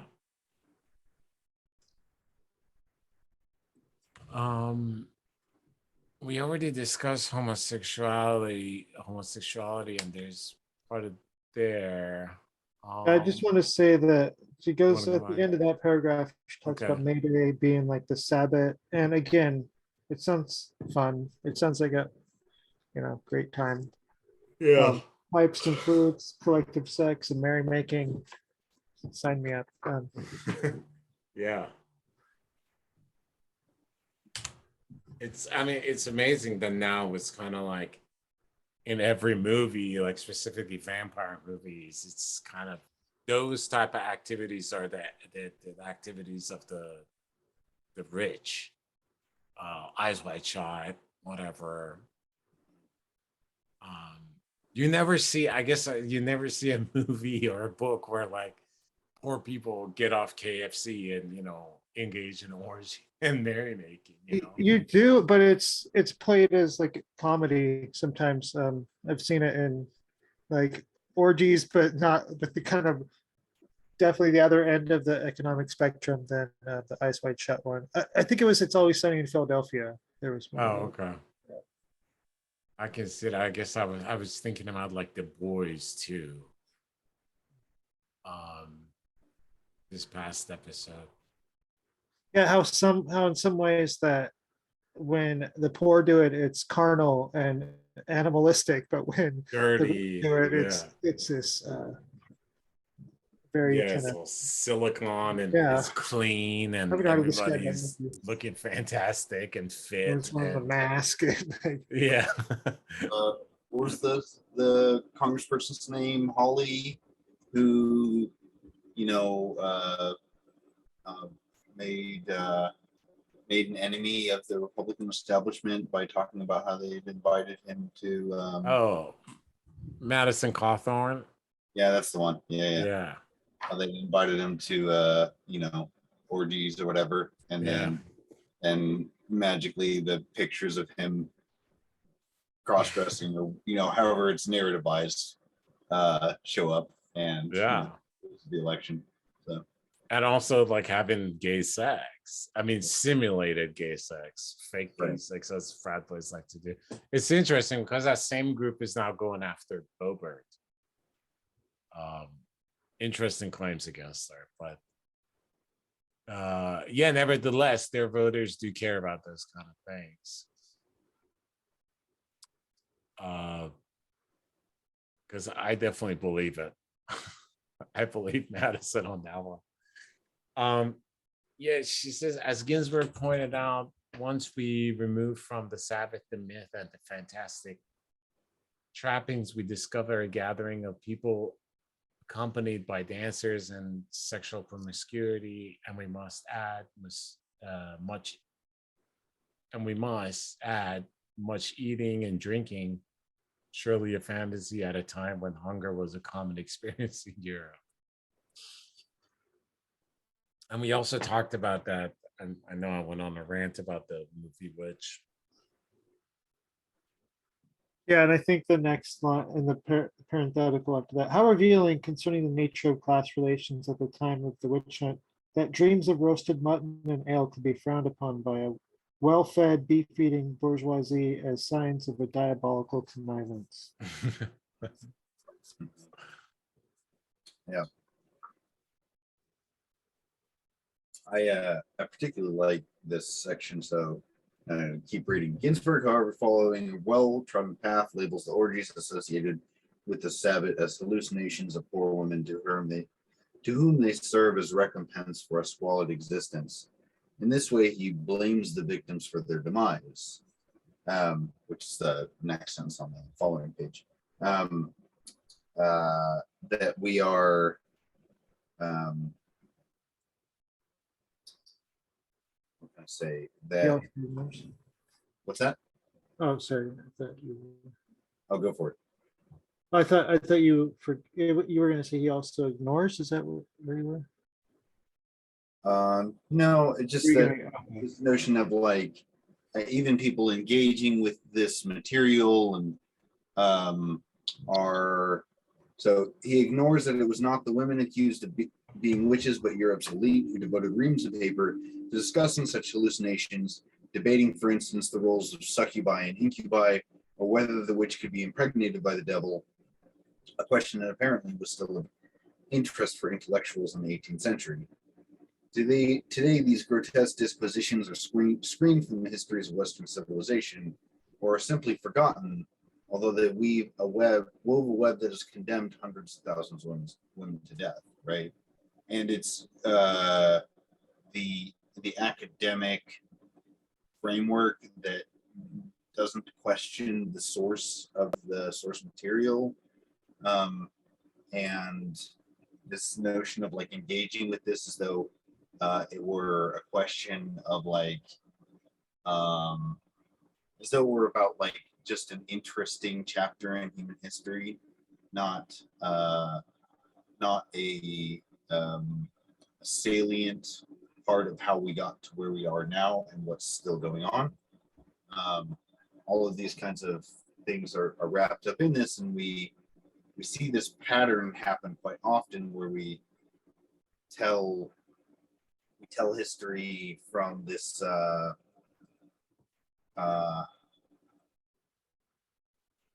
we leave enough of the context out when we're telling history that we end up telling just a fictional story, like an almost useless story. I think like World War One is my prime example of this, where we know it's important, but basically no one in America has like a good lens on why it was an important struggle, why people, uh, why Europe tore itself to pieces for so long over this. I mean, Du Bois has a very clear answer to it that makes a lot of sense, but that's just not how we learn about it. Same here, you know, just sort of saying like, oh, this is just people playing Peter Pan because they hate starving to death. It's like incredibly silly way to talk about this, and it plays into the mass hallucination narrative.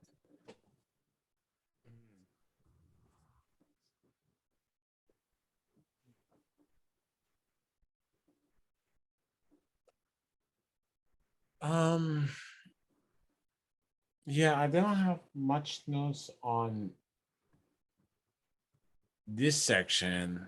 There's of course homosexuality again. Um, maybe I'll read this paragraph here. It says, while in the Middle Age and and prostitution Prostitution. makes a return. Yeah, the prostitute would be allowed to survive. She would even become useful, although in clandestine fashion, only as long as the witch would be killed. For the witch was the more socially dangerous subject, the one who, in the eye of the inquisitors, was less controllable. It was she who would give pain or pleasure, heal or harm, stir up the elements, and chain the will of man. She could even cause damage solely by her looks. Melocchio, evil eye, that presumably could kill. Before that, she Uh, talks about how they sell themselves. The witch selling her soul to the devil, prostitute selling body. When this is all kind of underlying this whole labor process where we're all selling our bodies to or renting our bodies, so to kind of promote that, but while like criminalizing this other way of selling your body, and it's still happening to this day with sex workers. Right. yeah. And it's still happening in the way that we could see conceptualize of prostitution as a woman's labor, ignoring the long history of uh, queer and non-binary folks who have always engaged in peripheral works like this. Um, that fixation is tied. Um, that connection is tied at this moment as well. Just like the language she's talking about up on homosexuality with uh, uh, Pinocchio and EFSA being sort of bound to homosexuality at this moment. Like there's these not literary, sorry, linguistic artifacts. Yeah. Yeah, but it's and she's making that distinction. I feel like she's saying that the witch is still considered as the most dangerous of all, Mhm. even though these type of activities are still disciplined. And from there we go to the witch hunt in the New World, where there's before Salem, we of course have uh, native practices that are treated as such. Let's see what's a good one. Yeah, I mean, I guess here she gives some examples of this where the Europeans are writing about witchcraft and devil worship and diabolical and intervention with these people if they're not compared to being devils themselves. Um, which is then specifically correlates with the modern science. I don't know if y'all had anything on that section, but I don't really.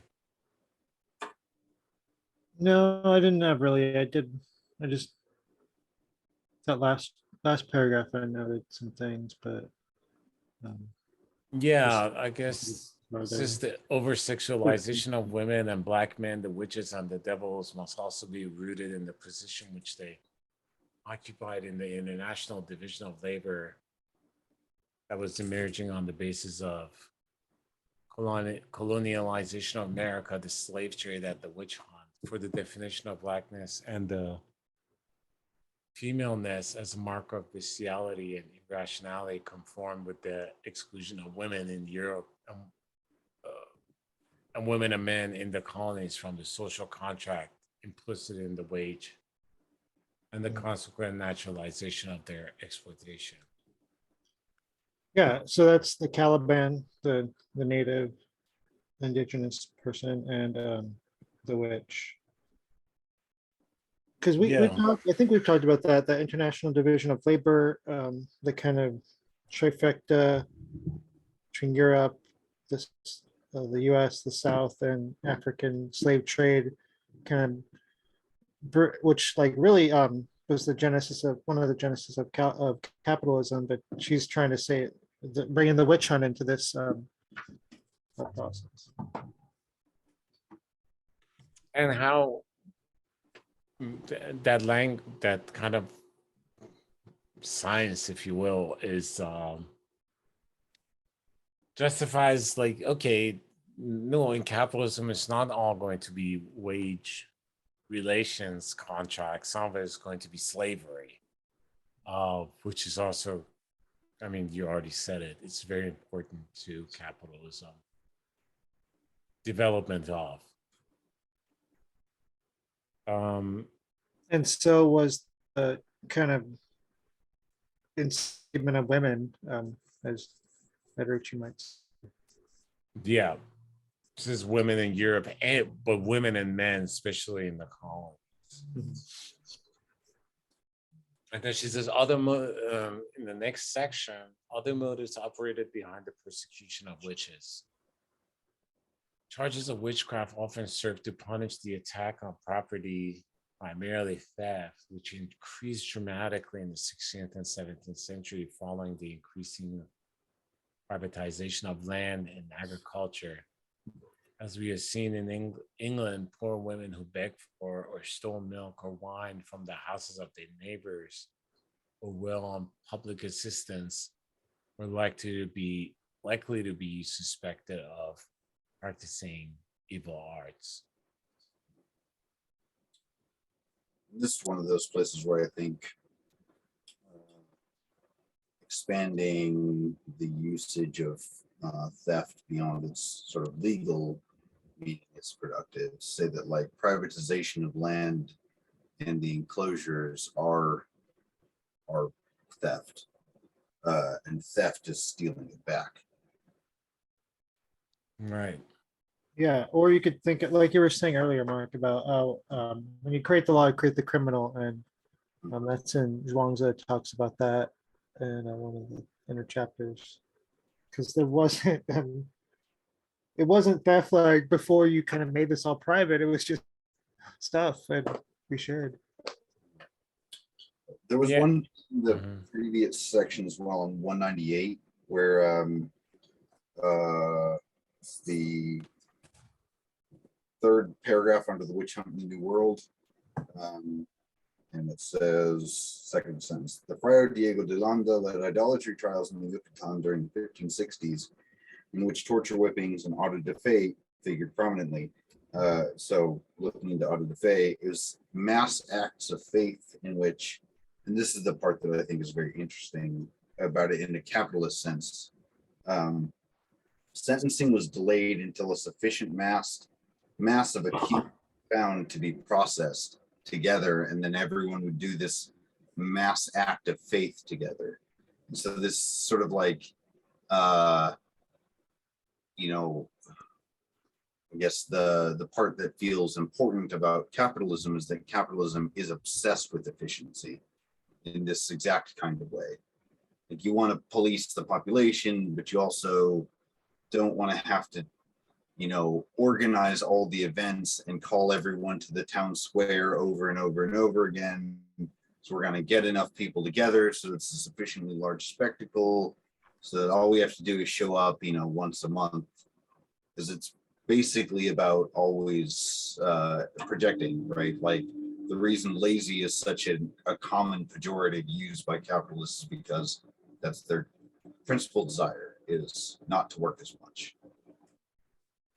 It's like the defining characteristic of being a capitalist is to get way more out than you put in. We wash that away with words like profit, but profit is defined as excessive extraction, or is defined by its excessive extraction. So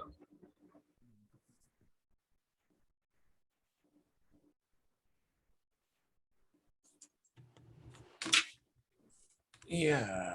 So yeah, and in this section we had, and I guess this is where uh, another event of modern science and scientific worldview against the paradigm of witchcraft. Like there's a tension here as a form of epistemology. And again, I just have lined here. What ended the witch hunt was the annihilation of the world of the witches and the imposition of this social discipline that the victorious capitalist system required. In other words, the witch hunt came to an end by the late 17th century because the ruling class by this time enjoyed a growing sense of security concerning its power, not because a more enlightened view of the world had emerged. The question that remains is that whether the rise of modern scientific method can be considered the cause of the witch hunt. And here's where she goes to discuss Natalie Merchant again. it reminds me of that section you pulled out a long time ago, James, about you can practice witchcraft in the contemporary era as long as you check your watch afterwards. Right. Yeah, and well, before that, she's saying like some people say like science ended the witch hunt or the rise of modern science did, but earlier in this chapter, I think there was a footnote talking about how I think it was Francis Bacon modeled the witch hunt or the interrogation of the witch, modeled science on that, like you're kind of torturing Extracting. nature for her secrets. So I think the second, which it just adds kind of more credence to the second Yeah, explanation. those are all from Natalie Merchant's Against Nature, The Death of Nature, sorry. Because she has it again here. Merchant finds a proof of the connection between the persecution of the witches and the rise of modern science in the work of Francis Bacon, one of the reputed fathers of the new scientific method, showing that his concept of the scientific investigation of nature was modeled on the interrogation of witches under torture, portraying nature as a woman to be conquered, unveiled, and raped. Um, we should also consider that the intellectual scaffold that supported the persecution of the witches was not directly taken from the pages of philosophical rationalism. Rather, it was transitional phenomenon, sort of ideological bricolage. How do you spell that? Bricolage. Bricolage that evolved under the pressure of the task it had to accomplish. Within it, elements taken from the fantastic world of medieval Christianity and rationalistic arguments and modern bureaucratic court procedures combined in the same way as in the forging of Nazism, the cult of science and technology, combined with scenario pretending to restore an archaic and mythological world of bloodbounds and pre-monetary allegiances.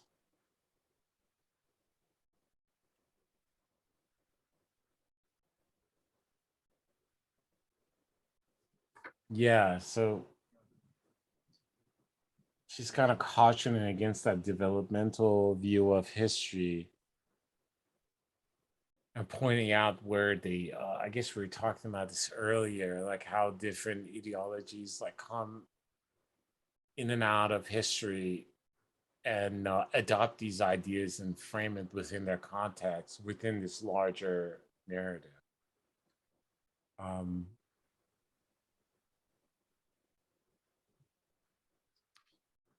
Yeah, I underlined the next paragraph because it let's made hear me it. think of the shock doctrine, which I started reading, still reading. The point is suggested by Paranetto, who observes that the witch hunt was a classic instance, unfortunately not the last, of how in the history of capitalism, going back was a means of stepping forward from the viewpoint of establishing the conditions for capital accumulation. So for in conjuring the devil, the inquisitors disposed of popular animism and pantheism, redefining in more centralized fashion the location and distribution of power in the cosmos and society. Thus, paradoxically, Pernota writes, in the witch hunt, the devil functioned as the true servant of God. He was the operator that most contributed to paving the way to the new science. So they needed to unleash the devil on people and like take them back to where they could more easily be proletarianized and their wealth taken away. And Right. Want to read one more sentence on that, which is the following one. Like a bailiff or God's secret agent, the devil brought order into the world, emptying it from competing influences. Just stuck with me as a sort of like as a description of how the devil is invoked to define God's greatness, but instead ends up consuming the pantheon of God's enemies, right? There is no longer a Belpeor and a Zeus and all the other potential godheads or anima or whatever you could potentially interact with. There is only the God and the devil. So by consuming all of divinity functionally, the devil becomes much more powerful. And since we are told that God is more powerful than the devil, then we also must recognize that God has become much more powerful too. yeah, the devil was, used to be a kind of more the advocate figure, this minor figure in the Bible, right? And but now, yeah, that always struck me as Doesn't really appear, to be honest. yeah, and it struck me as a really strange always that like why if the devil is against God, why are you doing all his work for him by punishing people who like are more like you? It really doesn't make a lot of sense. Yeah, and it's important to point out like all those images of devil are they come from like Milton and stuff, like 18th century poetry, stuff like that. Because like you said, I mean, yeah, there's Job, which Even where that there's just devil, Satan who's yeah, who's in even just Milton's devil is like, no, I don't want to do what you tell me. oh, exactly. Yeah. I mean the whole story's about the war had to Not wage. like, yes, I'll punish people for you. Sure. Yeah. Yeah. Um Yeah, I yeah. mean, Alighieri's devil seems to be quite content in his role. There's a lot of that's some like how have I heard it phrased? The biggest piece of Christian fanfic. So yeah, Well, that's how the devil is shaped. Like it's non-canon, but kind of outside the main text. It's these side, like in a Marvel sense, it'd be like the TV show on Disney Plus about the devil is changing like the nature of the devil through Milton and Dante, and Yeah. now Alex Jones, whoever's talking about the devil the most. The yeah, apocryphal stuff. Yeah. textuality or something. Mhm. Yeah, she says here rationalism mechanism then were not the immediate cause of the persecution, right? It's Ted Kaczynski. It's not persecution, though they contribute to create the world of committed to exploitation of nature. More important than in instigating the witch hunt was the need of the European elite to eradicate an entire mode of existence, which by the late Middle Ages was threatening their political and economic power. And this task was accomplished when the social discipline was restored and the ruling class saw its hegemony consolidated, witch trials came to an end. The belief in witchcraft could even become an object of ridicule, decried as a superstition, soon put out of memory. Yeah, so I guess this is a common narrative that unfortunately is still alive. Yeah. No, I mean, it's, Heidegger, right? I mean, go ahead. Sorry. no. I was just like immediately I'm thinking of Heidegger, Kaczynski, like these people that are kind of distraught by the mere technicality and advancement. Yeah. Yeah. Yeah, and it's always, yeah, and we can talk more about, we can move on, but like, yeah, for Heidegger is always like, he wanted to go back to like the turn of the century. It's like, there's always a technocraticness about humans. We're kind of always doing that. You have to keep going back farther, even primitivists. Like, when do you want to go back? Like, oh, we have language, is that too far? Or houses, or where? Right. Yeah. Where do you stop? Right. Yeah. I think sort of the belief in witchcraft could even become an object of ridicule, decried as a superstition, and simply put out of memory. Makes me think about like the ways in which we live in a world in which something like tarot or astrology is ridiculed, though it seems relatively straightforward to acknowledge that it has like a pre-psychological, as in like before the instantiation of the field of psychology, pre-psychological framework to it. It's a way to, because there isn't like a coda to how you do it. There's a like, you are looking at the card or you're looking at it and you're interpreting it, which in close communities, like the kind you could walk between, you're going to know everyone. Like, you're going to be doing a reading on someone that you know. And so you're largely just having a way to speak directly to them as in a therapeutic mode, while saying, no, this is wisdom come from the stars directly, right? Yeah, Right. yeah, the deck or the stars service is kind of like, I don't know, like prop almost to kind of get into more important, or get to kind of, either if it's like a kind of therapeutic way or just a more other reasons they would do tarot.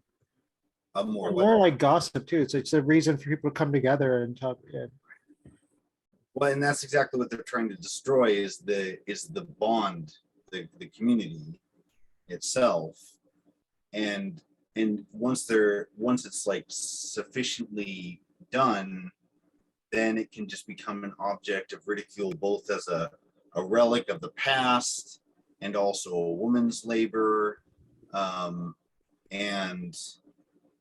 then you can get the most contemporary version, which is like the ways in which masculinity is allowed to pick this back up, the same kinds of thought models back up that they're ridiculing, and call them totally discreet. Like I thought it was kind of funny recent meme about the alpha, beta, omega is just astrology for cis guys, you know? Yeah, Sigma. Yeah. Like, are you, yeah, right. Which kind of male are you? And like, you're just storytelling with like it's just a just so story that's used Yeah. to like And- capitulate a hierarchy. Yeah, and I was gonna say with men, it has to become a hierarchy, like who is the best at this made up thing, you know? Right. Right. And it doesn't advance, like, yeah, like you're saying, doesn't advance anything. It doesn't formulate consolidation. It just becomes like a club language. Um, But I am the alpha and the omega, is what I always tell people. ask my father. Yeah, examples. I mean, other than this conclusory paragraph here, I don't have anything else to add. Well, no, what I wanted to say about the rationalism mechanism, paragraph 2, is what Yeah, kind please. of getting at what she's saying. She's saying I'll it be was right back. because of uppity women, almost rebellious women, Right. were getting in the way of what capitalists wanted to do. Yeah. Right. It wasn't just this ideological way of like women were like being too women and they wanted to crush femininity for no real reason, Mhm. but it wasn't. But it was underlying it was this kind of materialistic drive. Right. Right. Yeah. I mean, this is one of the other pitfalls of having this person driven narrative of history is that we think that like it's so extraordinarily easy to fall into these ideas like these are misogynists and that's why they're doing it, and it's more the other way around. They're misogynists because they're doing it. They're misogynists because that's where their head turned to look for the answer of who to vilify, but the misogyny is the product, not the cause per se of the situation.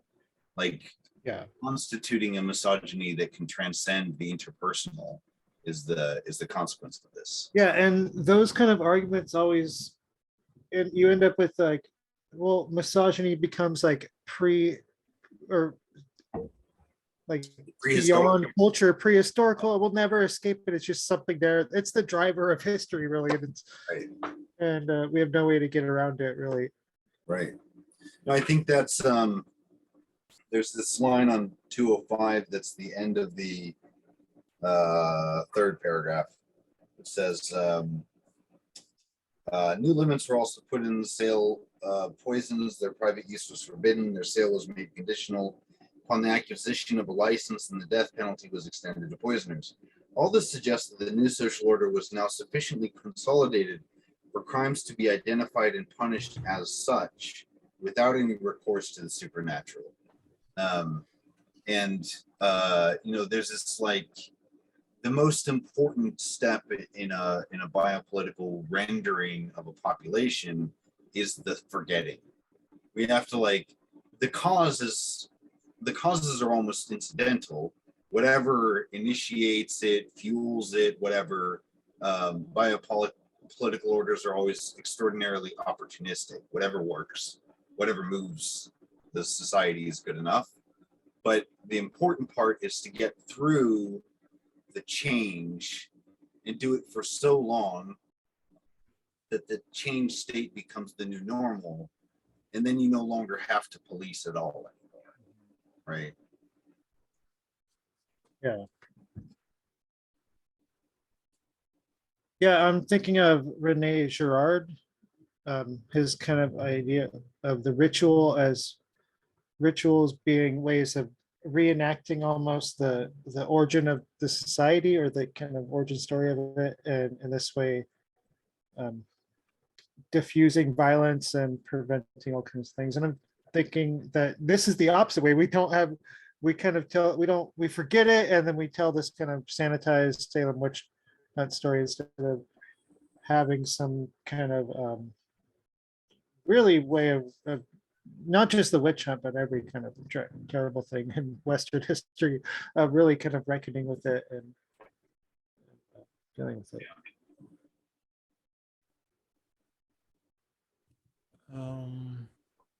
The proliferation of laws that comes with this, because it's the proliferation of crimes. This is no longer like a relatively small array of criminal behaviors, but now we have formula that we can use to accuse someone, as the block quote goes. One has ceased, therefore, to accuse them of the uncertain in order to accuse them of the certain. Right? We Yeah, no and it was never, well, we know that it wasn't about stopping poisoners randomly. It was about breaking up the power of women. And once they'd done that, now it's like, oh, well, if there's a few poisoners, we can deal with them. That wasn't their main driving witch hunt. Yeah, so wish I, yeah, I guess in the last line, last paragraph, yeah. Let's see what's interesting here.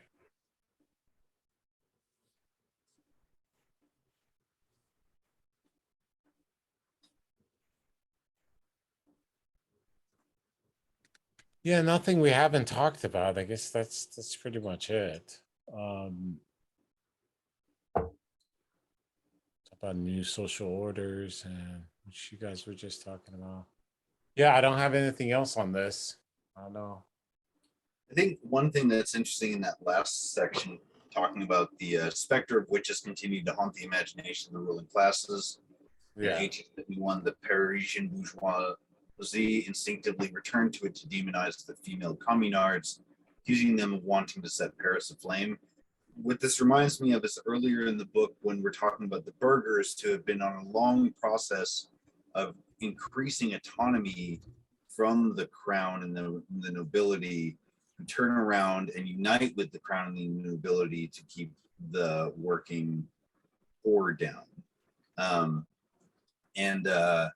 You know, in this case, we have the Parisian bourgeoisie who turns around and fundamentally aligns themselves with the Prussian invasion that's, you know, sieging The commune, yeah.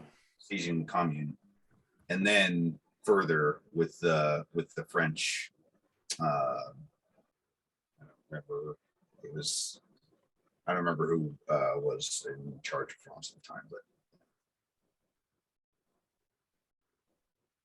Yeah, escapes me too. Yeah. I don't know. Any concluding thoughts on this? Looking forward to the last chapter is the next one, right? Yeah, thank God. it looks Yeah, like he, my other Federici books, finally. it looks like he Nice. had a highlight in one of the endnotes, Sean. Yeah, I was wondering if that was the one that we read, or yeah, I think this is Oh, the yeah, one that is that James read. Yeah, Go to 217, 217. the next page. Yeah, the picture on the left, it's a witch, wait, a witch rides a goat through the sky, causing a rain of fire. You know, I'll just say that's what we need to go over the Supreme Court right now.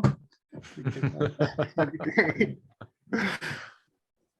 Yeah, I remember this is in Norse mythology too. Like these fucking big ass horses, which I notice is going to be the new fucking Thor movie. I can't believe they make those movies and people watch them. Oh, I saw Doctor Strange. It was not good. Yeah, I heard not many multiverses. Not much madness either, really. Yeah, just a good old story.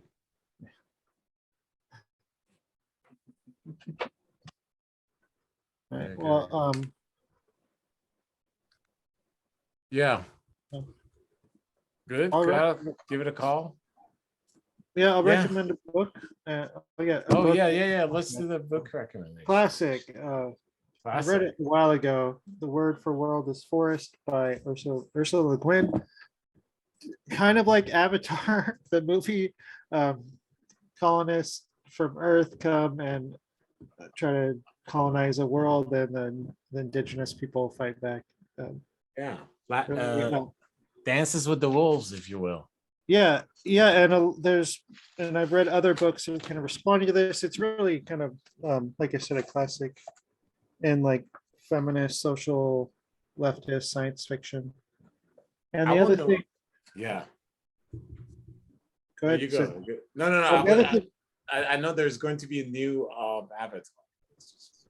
yeah, yeah. Apparently, Which, I mean, this is differs from Avatar because it doesn't have like a white savior. Like one of the colonists does teach one of the creatures, but he doesn't become like Jake Sully and be like, I'm gonna do the Avatar thing better than you do. I can't believe they're making a sequel to that movie. That the sequel that no one asked for, except James Cameron asked for. Yeah. well, I think people's pocketbooks asked for it. So Yeah, and it's kind of, you know, I don't know. it's just capitalist investment in the movie. And people talk about this like Hollywood is conservative and wants to invest in something that thinks already has an audience already there for it. Yeah, I mean the new So Top redo a Gun movie. made like Yeah, $1 billion. Yeah. I'm like, are you gotta be fucking kidding me? I, I know Lawrence of Arabia already exists. I don't know why it needed to be remade I know, right? twice. Yeah. yeah. Um If it was all about volleyball, I'd watch it, but I don't want to see it. But the other thing I'd recommend that I just listened to is a podcast called Behind the Police. It's a 6-part series on the origin of the police in the US. It's really, really good. Really kind of, I knew the broad overall strokes when I read, but a lot of details filled in. that's that Alex Vitale books is very good. Of course, the end of policing if people get the chance. They cite that a lot. Nice. It's Robert Evans who does Behind the Bastards, and he wrote this book after the revolution. And this guy, Prop, rapper named Prop, is a historian also. Yeah. What do I read? I read a book. Sorry, this book was called, I finished this last week. It's called Ghost of Halabja with Saddam Hussein and the Kurdish genocide. That was pretty good, short to the point. On a legal review of these incidents and the history of it, and also the trial of Saddam Hussein, premature execution of him. But now, and I said this earlier in the podcast, in this thing, I'm rereading American Gods by Neil Gaiman. I guess there was a new enhanced edition where they squeezed all his edits back in the text for suckers like me. And yeah, I'm really enjoying it. I tried to watch the first episode. I know the Stars made a 3-season series that got canceled. And the first season was on there, which I enjoyed. But after signing up, I noticed that season 2 and 3 are not up for streaming. So I immediately canceled my subscription. So yeah, that's where I am. Nice. I like that series because normally I think when someone would write a story like that, they would end up putting capitalism anachronistically in the past, like this whole market share of divinity or something like that. Right. Like the old Lionhead Studios game, Black and White, where you're like competing for territory or whatever. You know, it's like it can be a fun concept, but it just doesn't check out with history. And the part that's interesting about it is that the central conceit is about how this is a new way of sort of competing for dominance or something like that. So I really appreciate that part of it. Yeah. I read another one of the Becky Chambers' Close and Common Orbit series. It's very good. How many of those? I read two of them. How many? Yeah. Very good. What are they called? Close and Common Orbit, Long Way Long Way. to a Lone Angry Planet, something like that. Small Angry Planet. Yeah. There's Pretty hopeful, like future stuff, and it's wholesome in a way that there's like a lot of, based on the ship, there's a lot of diversity and like alien species, but they're all kind of they work together. yeah. It's like something I like to read in between like these kind of dystopian books. Read one of those as a kind of palate cleanser almost. Yeah, I'm currently enjoying Among Others. Did I say that right, James? The Joe Walton book. Yeah.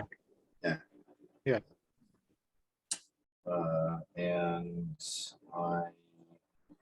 Hood Politics is a very good podcast. Strongly recommend it. They have a great episode on the NRA.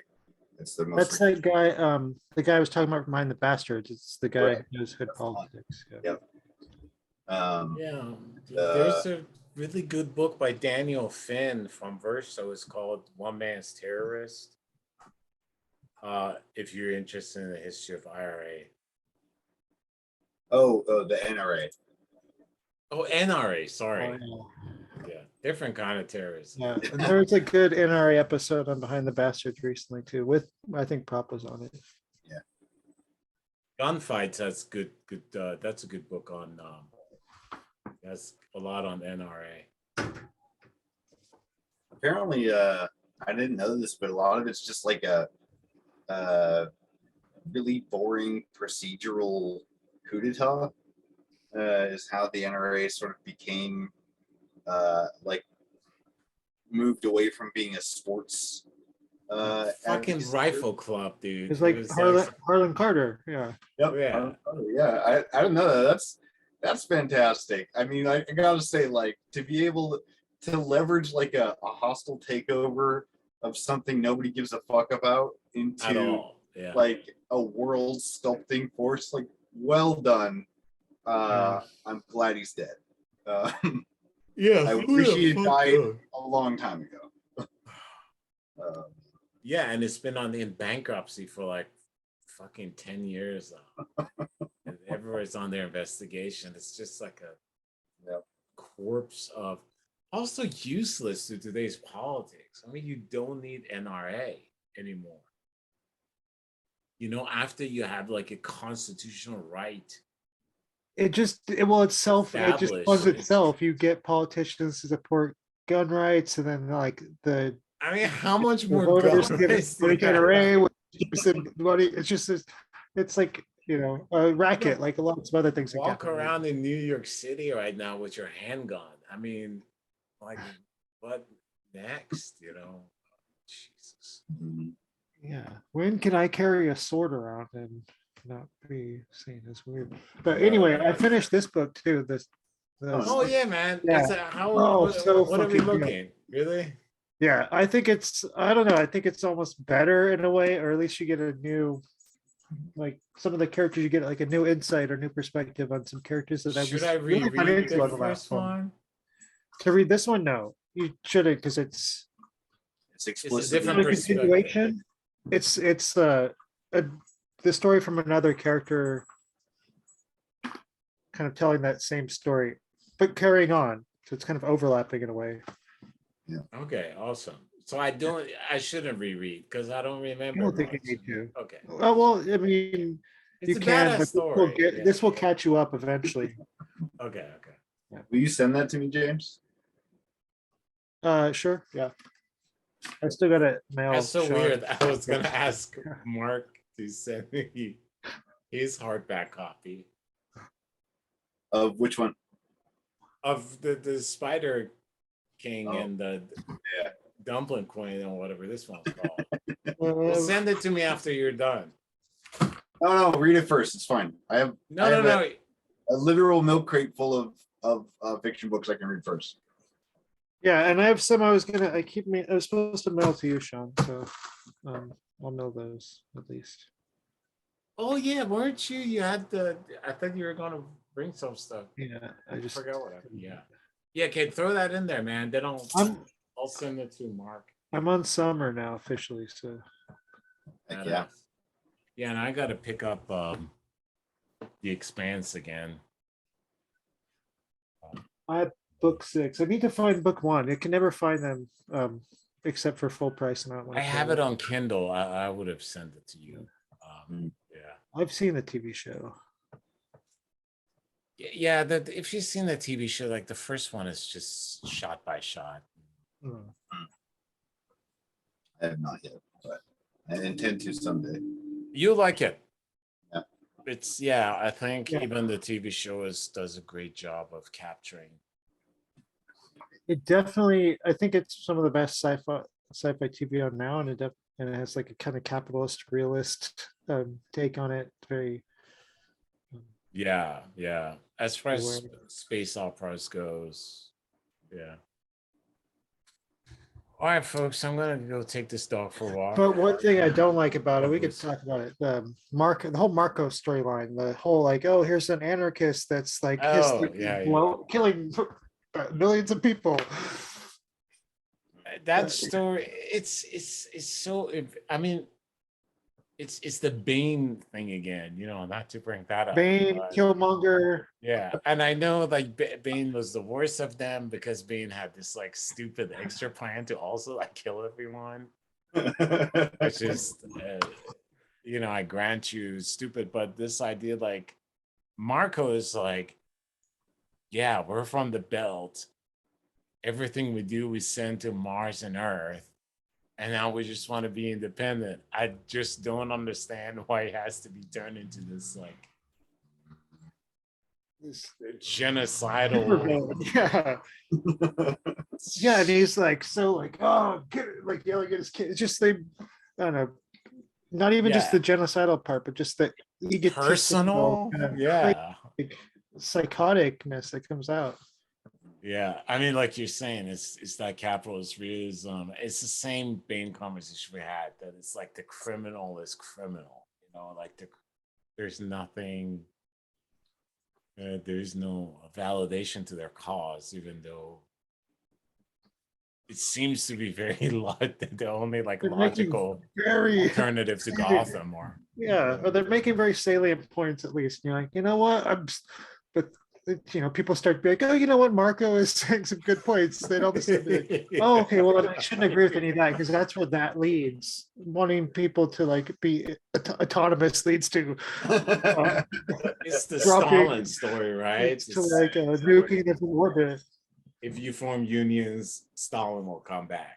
It's just, from the dead, literally, and literally years at your planet. Someone and they will become the new Stalin. They'll even grow the beard. It's everything.